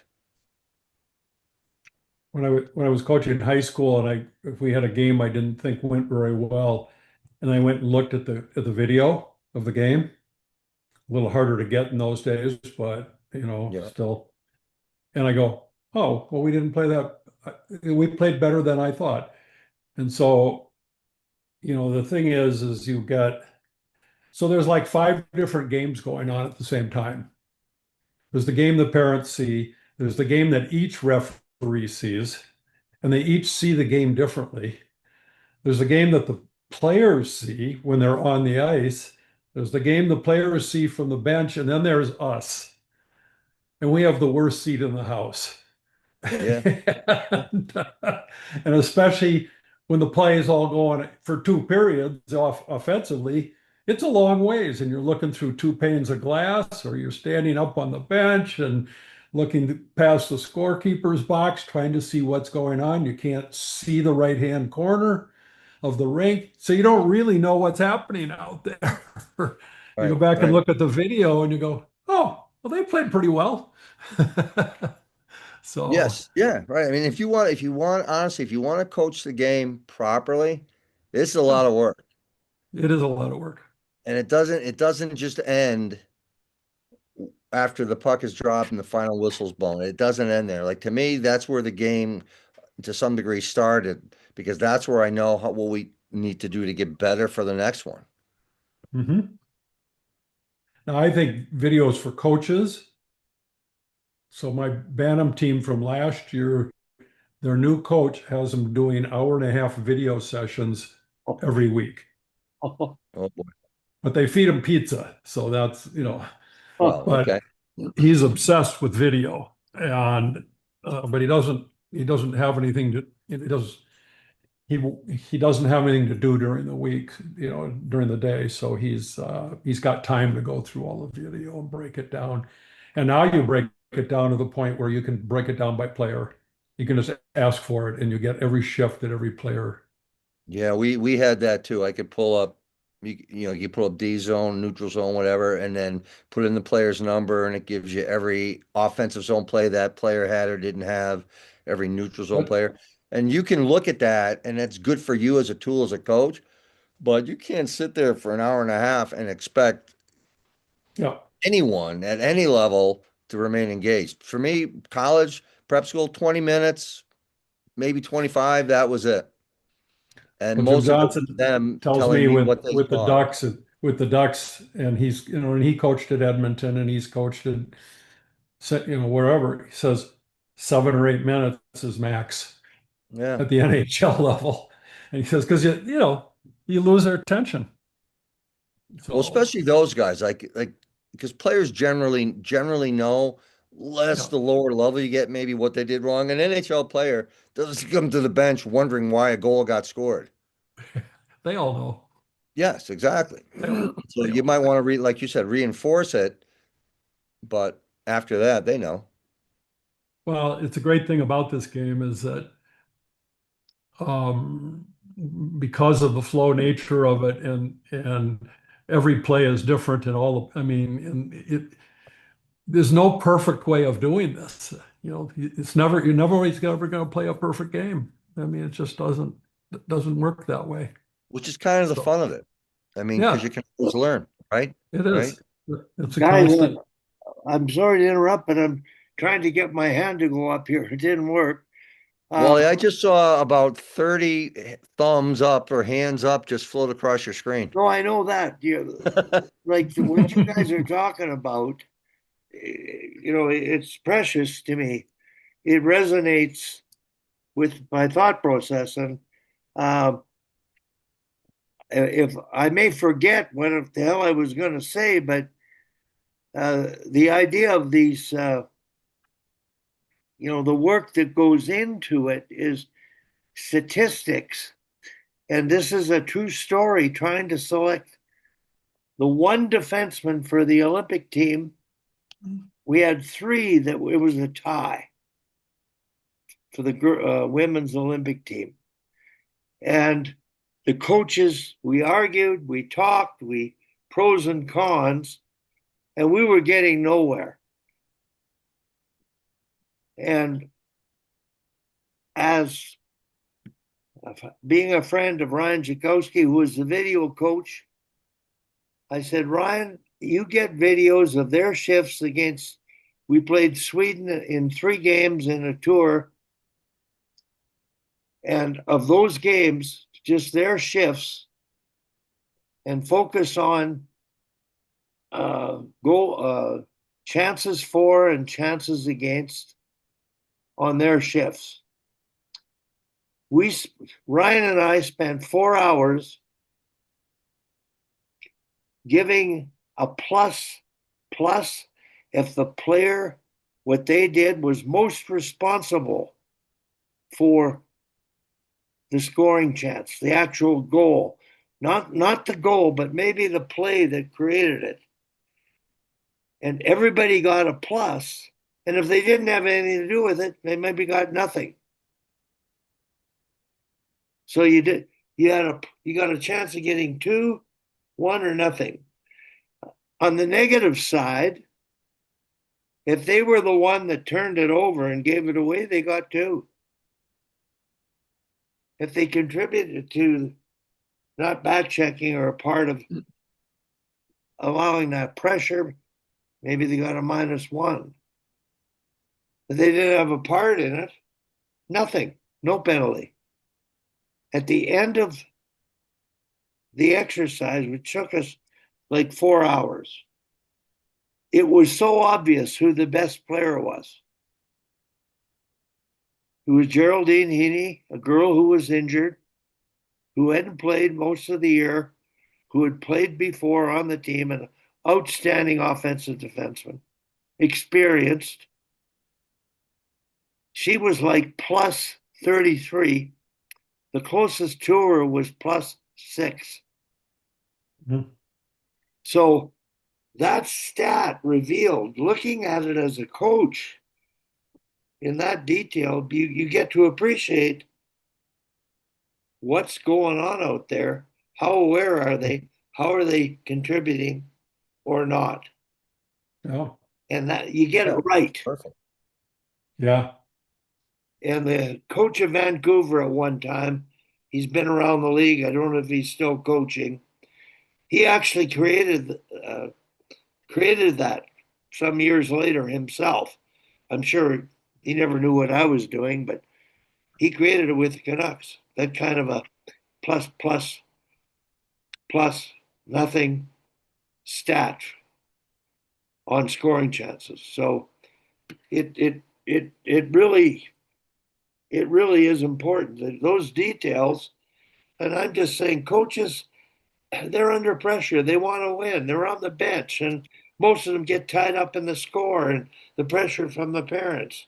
And if we can get the parents to look at the game and become the coaches of the little things that matter and praise their kids, because 80% of their kids are doing those little things not bad.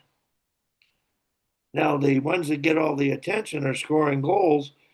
They got some pretty bad habits, but let's reward those other kids and make everybody understand what it takes to be a good player, a team player, a 200-foot player, unlike the World Juniors, where it is an offensive circus and a defensive uh, uh, a defensive education period, because you get the best. I noticed, I saw something this week. Winnipeg was playing, and they're really struggling. And they had a 1 goal lead with 15 seconds left. And the coach was mad at the ref for something that had happened. And that was his biggest focus. And the faceoffs in their end, and Taves was like 8 for 11 on the faceoffs, and some other guy was about 70%. And the coach was so focused on yipping at the ref, he put a guy out there that was 1 for 5 on the faceoff. It was against Minnesota, 1 for 5 on the faceoff. And the guy lost the faceoff, boom Oh, over, and it's in their net. And then they lost in overtime. And it was, yeah. the coach wasn't in the moment. Like it was the look that Taves gave him when he pulled him off the ice. He looked like, what? Get your head in the game kind of a thing. So, that's the thing about coaching too, because I've seen that a few times, like in playoffs, where we've got a lead with a minute left, and the other coach is so mad at the referee or whatever. He twice they didn't pull a goalie with less than a minute left to face off in our end. And I want to go, hey coach, shouldn't you pull your goalie? Yeah. So it Yeah. happened in our final last year, 45 seconds left.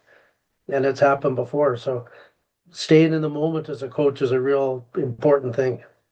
Yeah, and they have that. I mean, because we get that when we do the broadcasting, we have the same stats between periods. And like you're saying, I've seen that. Like this kid is 3 of 11. Why is he taking the draw in the defensive zone right now? What are you doing? Or in the offensive zone when you guys need to go? Like what are you doing? Like I don't understand. I mean, when I was coaching prep school, I used to have fun. I used to and I used to drive the head coach nuts because I used to run the forwards. I would put two centers out there and in the offensive zone because I knew they would be putting their best center there, and I would have if you will, the second center. His job would be to either get their guy thrown out or get himself thrown out. So then I can insert my number one. And it would drive the coach nuts because he said, you have two centers out there. Well, they're good enough to know how to play the game of hockey. They'll be okay, coach. And it worked quite a bit, right? We'd get the guy kicked, and then we had our number one in there, and we could win some draws and we could get some offensive opportunities. But like you said, you got to be in the moment. You got to figure it out a little bit.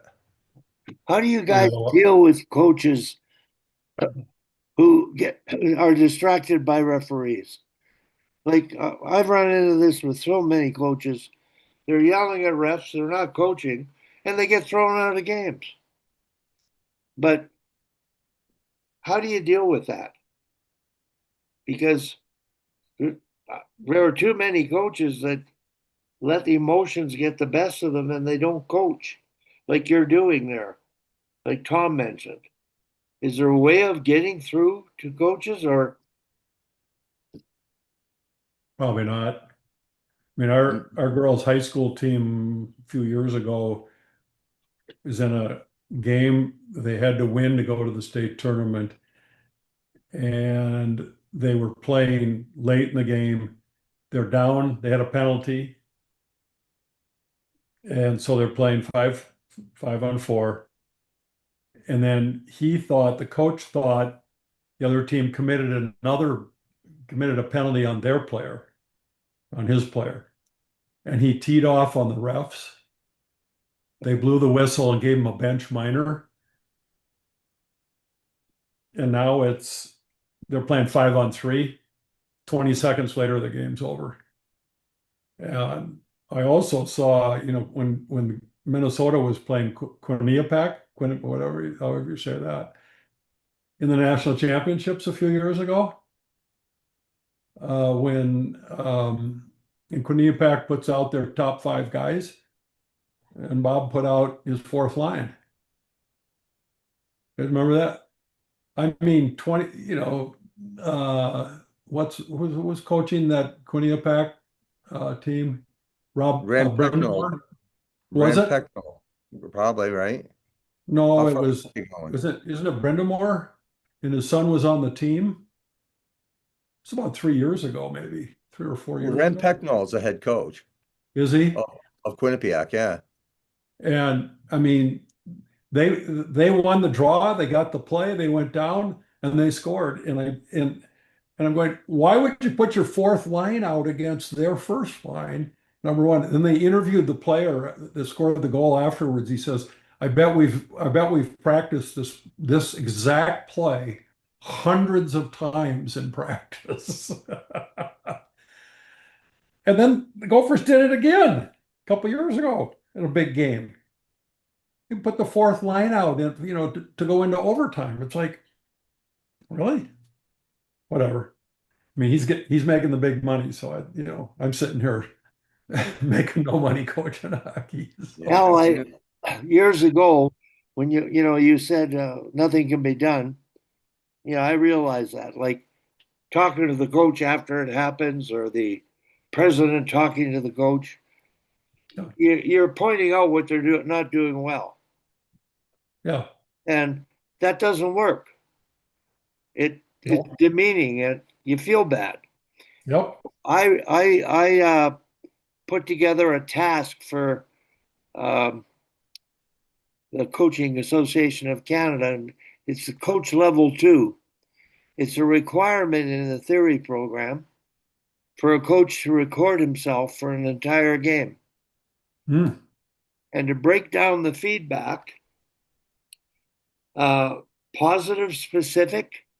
Are you pointing out the good details? Good headman, good back check, good stick?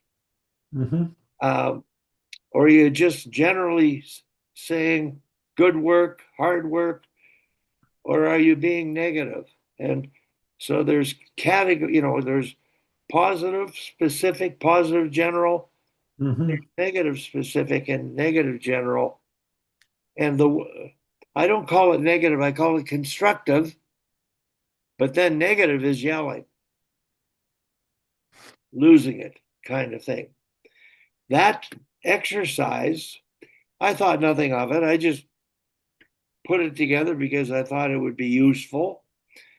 I received this is 30 years ago when I did it, numerous thank yous from coaches in different sports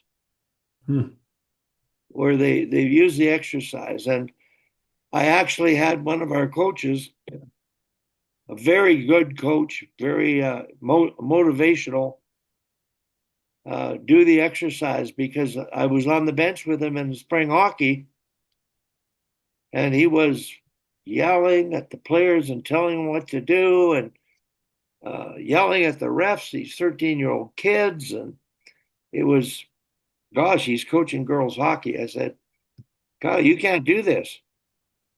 You got to record yourself. He did. And Yeah, that's, I that's awesome. didn't get him to break it down. I just said, listen to yourself. And that's all you have to do, I think.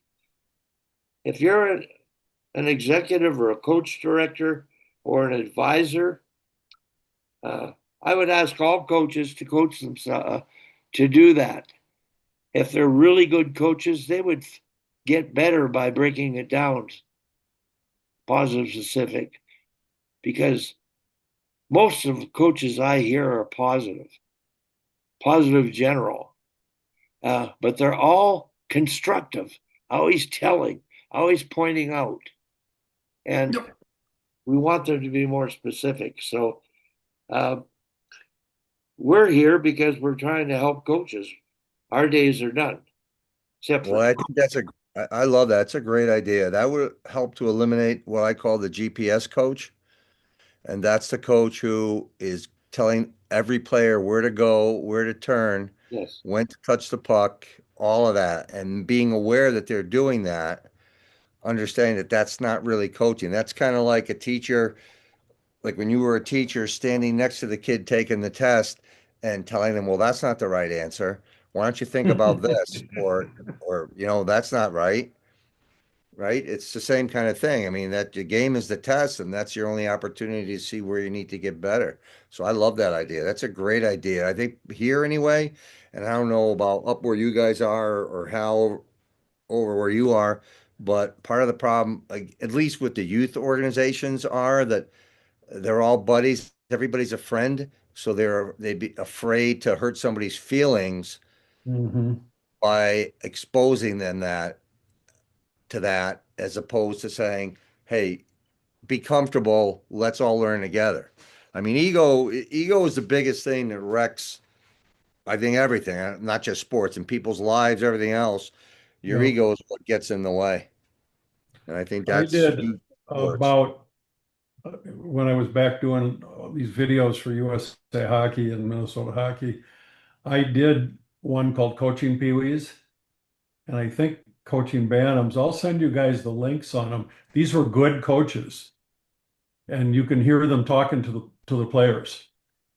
And a friend of mine was doing the Pee Wee one. I think he's a really good coach, and he's in the same. He'd be a great shark, and he doesn't coach anymore. But and I think I did a Bantam one too, and it's basically it's the same message. This is what should be going on the bench, not all the screaming and yelling and hollering at the refs and I know I had a assistant coach last year that liked to yell at the referees, and I finally had to tell him, knock it off.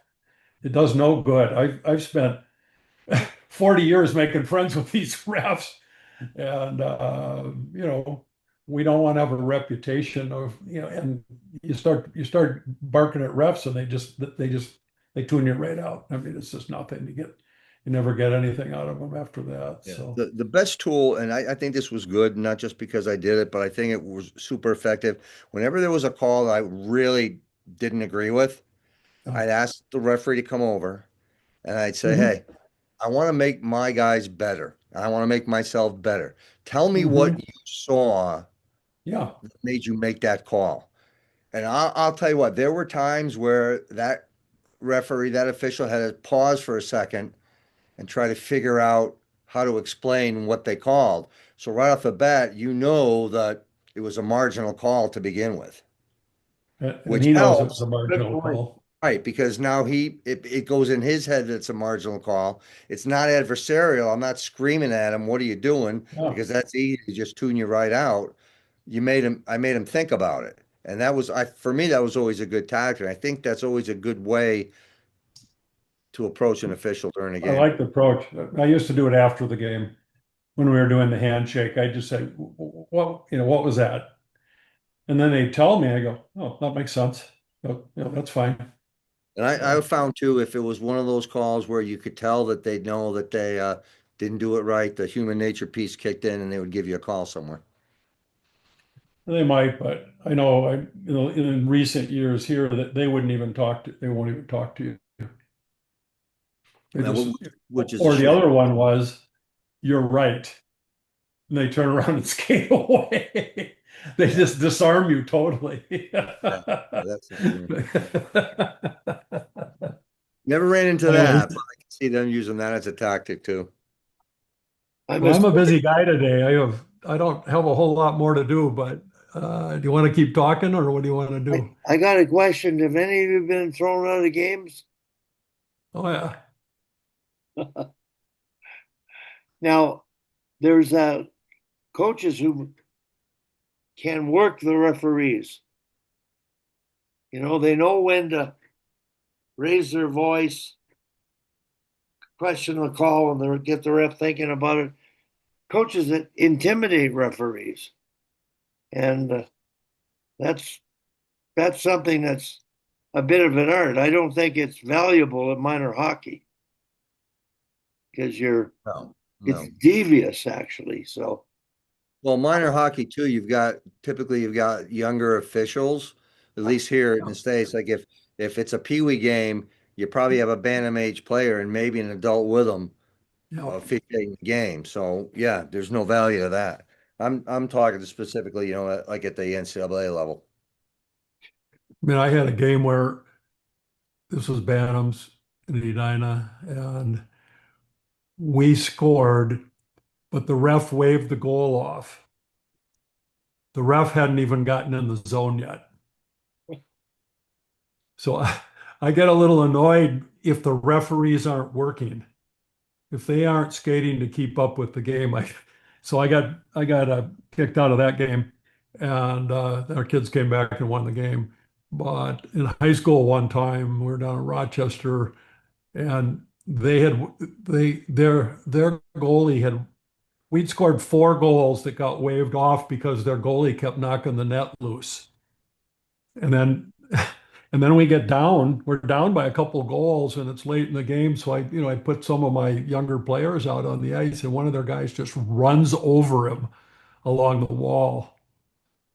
And I mean literally, and the puck had already left and he just ran over him like a bulldozer. And then the guy comes around the play and he's right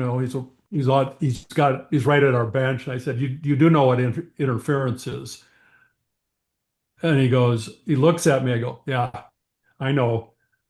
The test to be a referee is an open book exam, and you guys take it in a bar because that's what they do. So he turns around and he kicks me out of the game, files a report with the state high school league, and then he tells him I swore at him, and I started, which I didn't at all.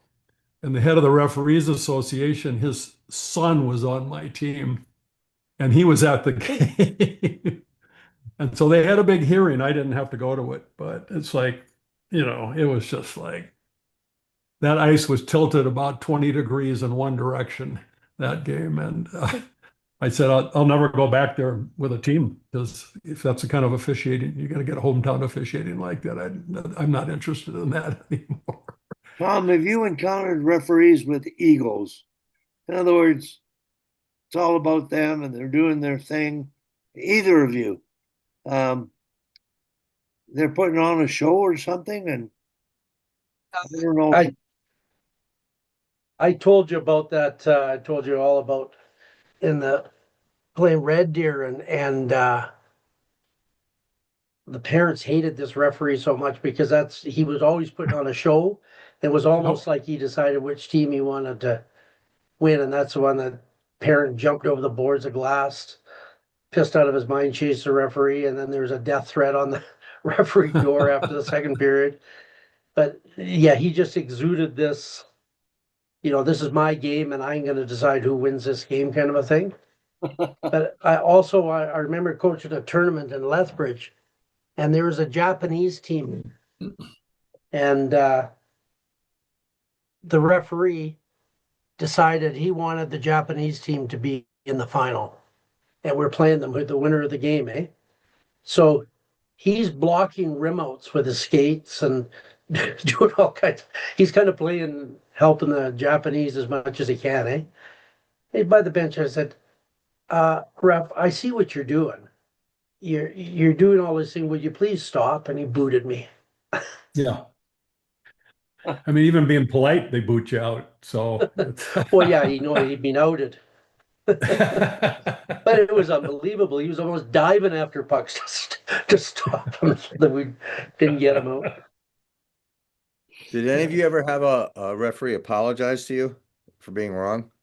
Oh yeah. Yeah, I had that. We were in a midget tournament and it was in overtime. And we come down, make a really nice play, one of those things where the puck is like in the top corner and right back out again. The official's Oh. right on it. He points at the net, doesn't blow the whistle, but he points at the net for goal and then yells, no, doesn't wash it out. My guys celebrate. They go down the other end, essentially 4-0, and score a goal, and that's how we lose the tournament. And he would apologize to me every time he saw me after that for like 5 years. And I finally said, "Could you just stop apologizing to me?" I said, "I've forgotten about it." You keep bringing it up. Well, I had this year, Coach Wally was talking about a big, huge guy, and he scared the crap out of this girl ref. She was about 20 years old. So she would see something, put up her hand, then take it down again because she didn't want to give them any penalties. And I think she disallowed a goal too. But it was just she was so intimidated by this guy that it was unbelievable. It was so obvious that there's no way in the world we were going to get a power play. Yeah. That was funny. We were in Waterloo when I was coaching in the USHL, and there had been a big snowstorm, so the refs didn't make it to the game. So they got the high school coach to come and referee this game. With the old metal frames for blades, and I mean this was in 82 or 3 or something like that. And the other team comes down, Waterloo Blackhawks, and they come down and have a great play, and they shoot. The puck literally goes right through the net. It hits the glass behind it. The red light comes on, and the ref waves it off, says no goal. We go, we get the puck, take it down to the other end and score. And then there was a lot of conversation. Yeah. And they took our goal away and gave them a goal at the other end. And I going, whatever. It was probably the right call too. Yeah. Yeah. So, The referee stories, we got a lot of them because I don't know, thousands of games here. yep. And I remember, sorry, I remember a game Bemidji, we were playing North Dakota, and the puck pops out to me, got a wide open net. I'm sure I shot it right in the middle of the net. And that's that older rink they had there, the dilapidated old rink. And it must have been a hole in the net. And it rims around, and I think the score was 3-3. It rims around and goes, one of their guys had fallen down and was late coming back, right to him. He's got a breakaway, and he scores a winning goal on us. And I to this day, and the coach, Peter, says after, he says, Tommy, I thought you went to church. I'm sure I put that puck right in the middle of the net because I was only like 10 feet away. Oh. 9, 10, 11. That's about all the stories I've got for today, boys. Yes. Yep. It was fun. Yeah, well, again, we talked about earlier, right? This is why you do this, because you hope that there's enough guys and gals coaching that at some point they're sitting around having these same kinds of conversations. Yeah. I got Totally. one more story that just popped into my head. This guy, he's huge, Archie's his name, and he was a minor leaguer, but he was in Washington. So whenever they're going to have those games where you start your fourth line and there's a brawl the first shift and all this kind of stuff, he get Yeah. called up to the NHL. And I think my son was like 10, and we're playing them a game, and he's on the bench. And of course, there's about a 12-year-old referee. And it was the Mhm. same thing. He had this kid so scared to, to make a call against his team. And it was so obvious, it was unbelievable.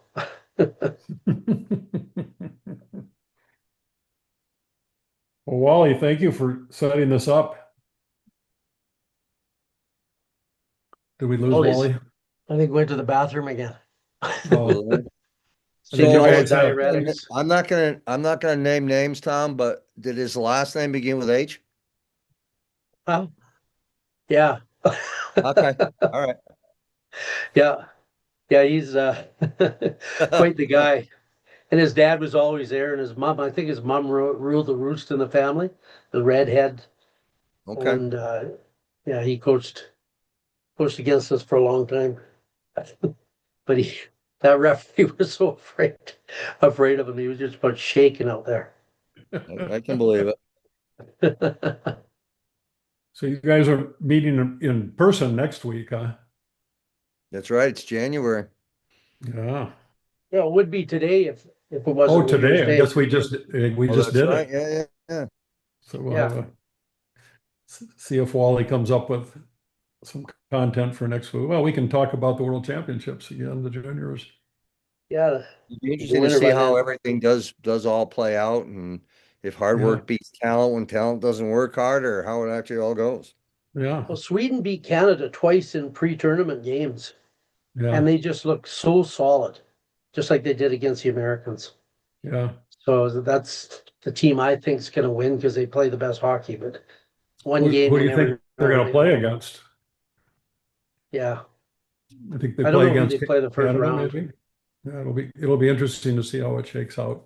So I'm Guys, gonna I got a story about playing the referee, coaches playing the referee. I think I'm pretty good at that because when there was a bad call, I would often tell the players, I said, look, just like us, he makes mistakes too. He'll get it right. And you can keep the players. And sometimes when the referee's going by, if they after the call, I'll say, it's his call. He made the mistake. Who cares? Play on. And they know it's just a fine line there playing referees. But there's some NHL coaches, and Daryl Sutter was the best. He he got he knew how to push the buttons and get calls out of them. So Hmm. there are some referees. I guess if I know years ago there was a guy named George McClory. He got all the Junior A final games, playoffs, Hmm. and he didn't He call. refed against us when I coached Sate too. He never called penalties unless you beat them. If you beat him, you got the next call. And I saw it happen at a sixth game of a Junior A final where the coach of the other team yelled at him, and Don Phelps was on the bench that won. They took a penalty, and that was it. But of course, everybody knew the coach or the referee, and from Alberta, and this was BC coming in, not knowing the referee. But I don't know that they're. I don't know if you know your referees well enough that you see who's there and you judge them. You know about them. You know what kind of referee you're getting. Yeah. In college, we did. In college, it was the same groups Same typically guys. for Oh, different sections. So you kind of you got to know the guys pretty well. I used to know like when I was coaching college, and if Hockey Alberta sent a referee supervisor to a game, I knew the whole game was going to be power play penalty kill because they oh, didn't want to miss a call. And it was just all marginal things called all game. But that George, I remember we're playing Nate, and they'd always win the national championship. And one of their guys just hammers one of my guys in the head with a cross checker or something. And I go like this to him and like this, and he looks at me, and goes, no call. Yeah, I'm sure that didn't that I'm sure that went well for you. That didn't bother you at all.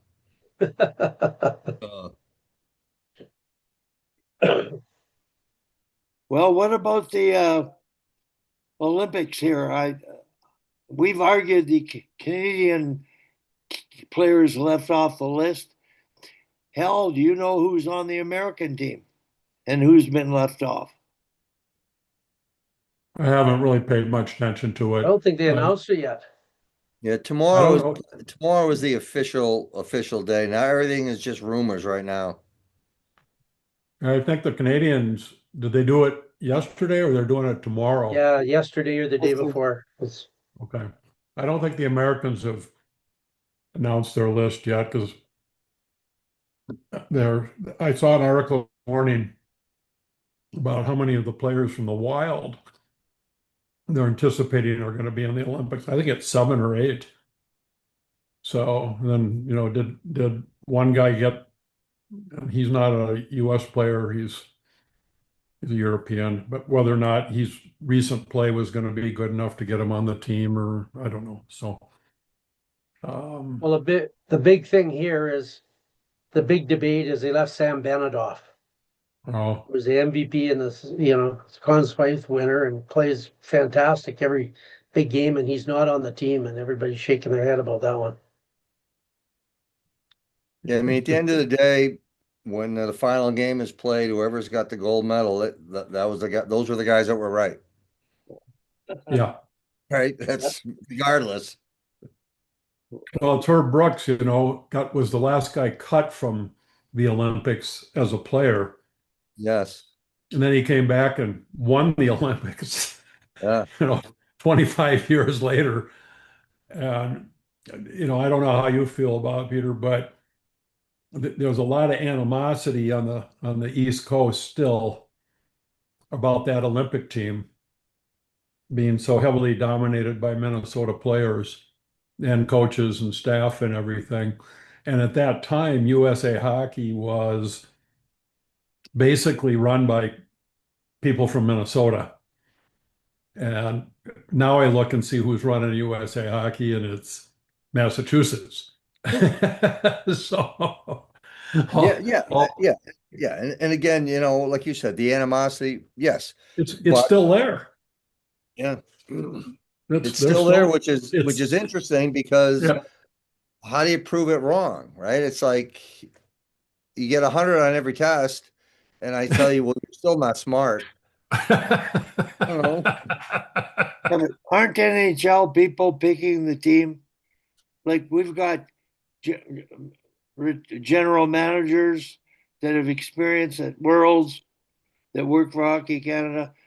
They're in charge of picking a team, and I Yep. there's no politics in the Canadian side. I would think the Americans by now would have, I can understand that era. Herb Brooks, Yep.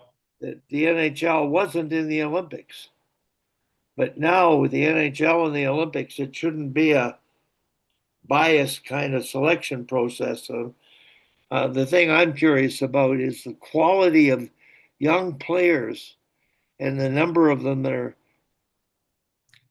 on the brink of being able to play. And Celebrini made the team, and they didn't take Bedard, but Celebrini is 18 years old. And hell, on the World Junior team, Canada has this Verhoff kid. Okay. It's his draft year playing defense, and the commentators mentioned yesterday that they can't recall an underage player being picked Hmm. playing defense. Yeah. And he coughed up the puck on a goal last night, but he's pretty skilled defenseman. And I'm looking Why forward is to the games. why is Bedard out? Is it because he's injured? Well, I think in his injury being out of the game that long, Yeah. he hasn't been in the You got to early be, December. yeah. I think he's on. They have a depth chart of maybe 4D and six forwards, and he's Hmm. on that list, as is Bennett. If somebody goes down, Yeah. and I'm not. He really have he been there all year and been able to play his Yeah. game all year. I'm sure he would have, but Yep. there's so many good players today, Yep. both on the American and Canadian side, and there's no doubt about it. You've got the best goaltending. Yeah. Like our goaltenders are, the debate over them is be, they've got a lot of 1B goalies. You Well, I know, think both of the goalies from the Wild are going to be playing on in the Olympics on different teams, but yeah. yeah. How about the Wild? How are they Yeah. doing? What do you think of them? Well, right now they're like the best team in the league. I mean, it's remarkable based on how they started the season, and but they had a lot of injuries early on, and then all of a sudden it just kind of turned around, and then they picked up that Hughes guy from uh, Vancouver. Vancouver. Is that his name, Hughes? I haven't seen them play too much, but um, they seem to find a way to get points. I mean, they're on a road trip now. They beat the first two teams. They had a tie last night out on the West Coast. They lost. I guess they lost in a shootout, but they're picking up a point even, every night, at least 1 point. So I don't know. It's still a long ways to get Hughes we're is pretty hopeful. gifted. Who's that? Hughes, he's gifted. Yeah. But he's playing with a couple of guys that are also really good defensemen. So I mean, you got Brodeen and Spurgeon are both really good, but they tend to get hurt. But Brodeen had like 5 block shots Yeah, against, I guess maybe against Winnipeg. yeah. I mean, that's a lot of pucks that you got to eat every night. And then that other young kid that's playing for him, he's really good. And now you put Hughes in that mix. I mean, how many of you guys have ever coached a team where you said, "No, I don't need another good defenseman." every, every team needs another good defenseman, right? And They were given this stat last night on the Flames, and the only team with a better record in December than the Flames is Colorado. really, They got to 500 last night. They were mm, so far behind. Now they're 1 point yeah, out of the playoffs, yeah. wild card. So it'll be interesting to see how They these brought teams these take two up. D up from the minors that they really overcooked down there, Hmm. a Russian and an American. And this guy they got from, I think, the Islanders last year, their D is really strong now. With it, I think it's made a huge difference. Ever since they brought those guys up, they've been winning Hmm. pretty regular.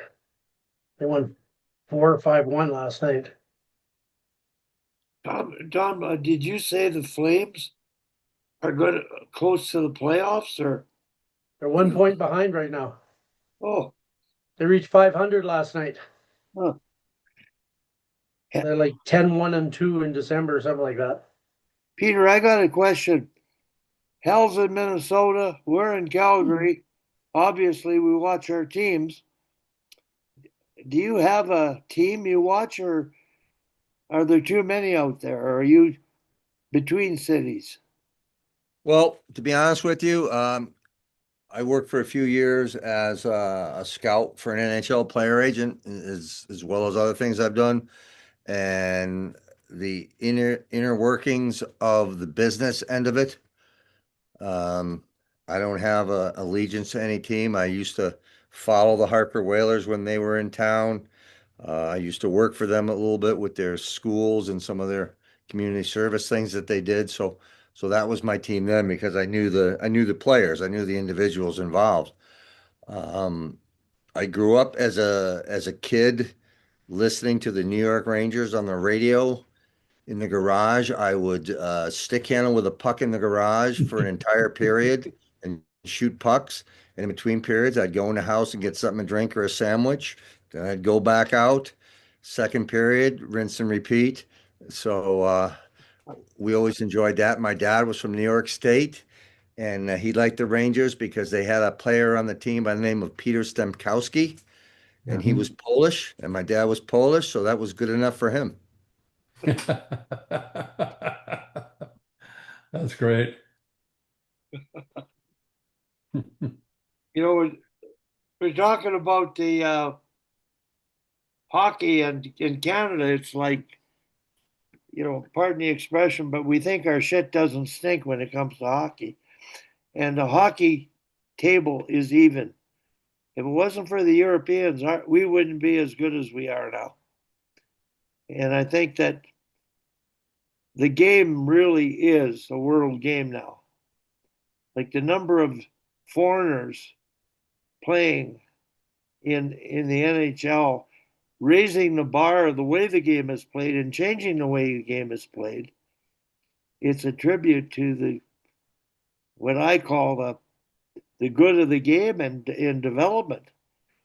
I mean, some countries have been far ahead of us in development. And I know that all of them suffer the same troubles with minor hockey and issues and wacko coaches and wacko parents.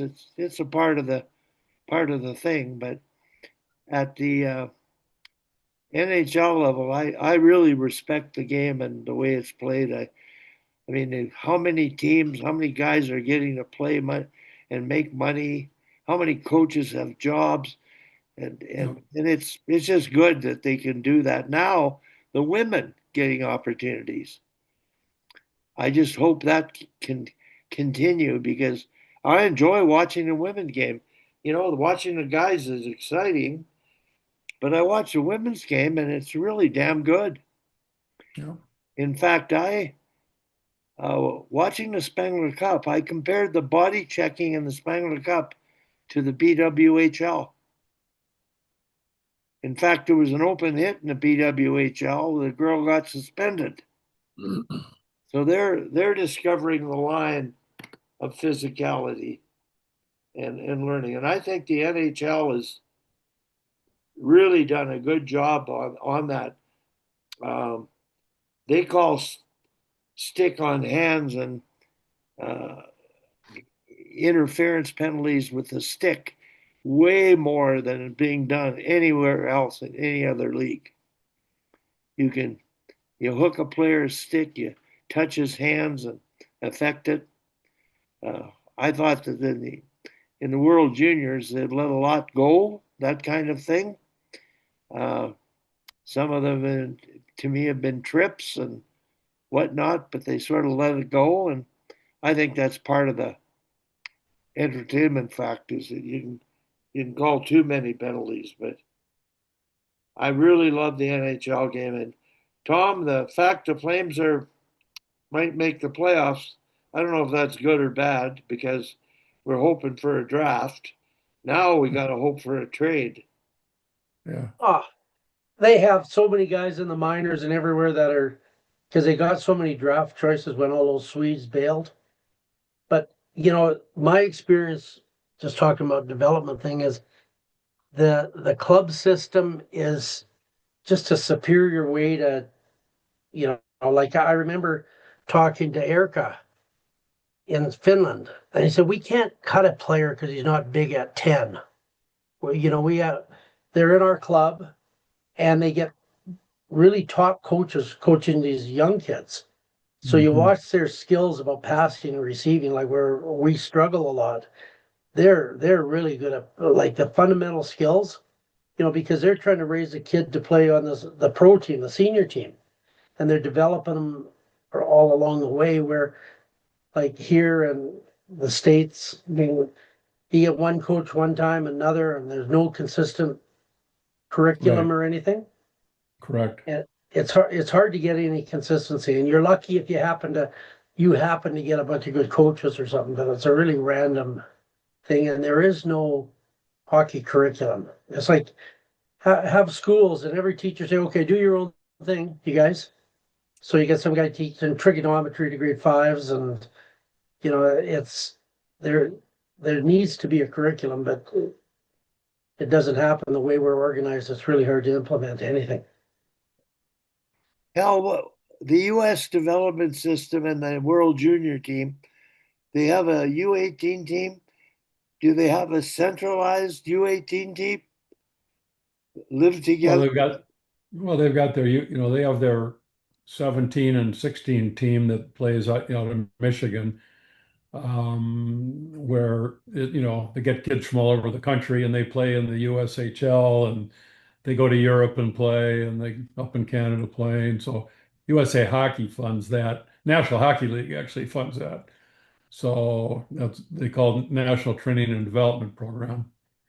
And then the USA Hockey has regional ADM, American Development Model guys that travel their region and try to promote good coaching and good development techniques. Some of those guys have got great big territories, um, and they pay okay. I mean, the guy that does Minnesota, he's been doing it since they started this program, and he was running a rink over in Wisconsin or somewhere, and working for USA Hockey was a pay raise. So I think he could do that, and he's a really good guy. And I knew some of the guys out east when I was more involved, but you're right. I mean, a high school hockey player in Minnesota has probably had 80 coaches impact on them through all their minor hockey. Yeah. And then, I mean, in our town, which we're a little exceptional, but in that they go through high school coaches every couple of years. So, and especially at the girls level, because they start playing in high school hockey like in eighth grade. By the time they graduate, they might have had 3 or 4 different head coaches. And I know one of the big schools here in town, their head coach plays 8 defensemen and rotates them through. And the number 8 defensemen's her niece. And, and they've got kids there that have got D1 commitments and they're going out, and they're getting 3 to 4 shifts a period. And, the kids they're all hunting for different schools to go to now, which is a shame. So, yeah, USA Hockey. So you mentioned Europe, where they bring their professional coaches down to the youth level. They can do that because they don't have as many players. But I think USA Hockey, and I've had conversations with them a long time ago about this, is they use the bell curve. So, the more bodies you put into the bell curve, the more talented players, the more better athletes are going to have coming out on the right-hand side. And I think that's why their whole initiative is to grow the game, get more kids playing. They've got NHL teams in non-traditional hockey areas, in the southern part of the country. And, like in Columbus, Ohio, the Blue Jackets own most of the rinks in the Columbus area, and they control it. Whereas in Minnesota, every community owns their own rinks. And I think that is the same down in Texas. I think the Dallas Stars built a bunch of rinks down there to promote hockey in that area. And so everybody kind of does their own show. And, does it work? I think it does work by getting more and more kids to play, but I think it's pretty messy in the middle. And that's where you get the coaching issues and the parent issues and that kind of stuff.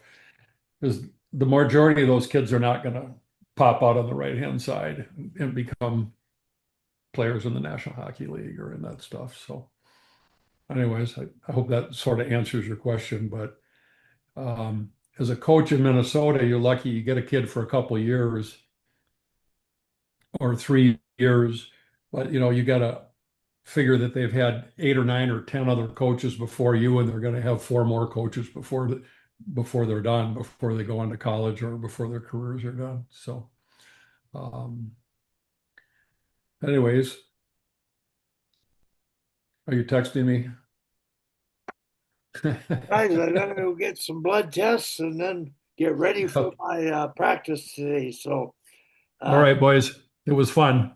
I'll look Yes, out for thanks. Good to yourself. catch up with you guys. Happy New Year, everybody. Happy Yep, New same Year. to you. Great Yeah. hearing you. Great seeing you all. Guys. I gotta go outside and skate in the nice weather. Yeah, there you go.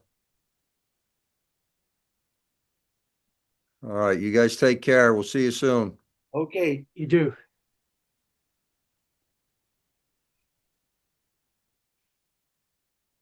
Well, Tom, stay in touch.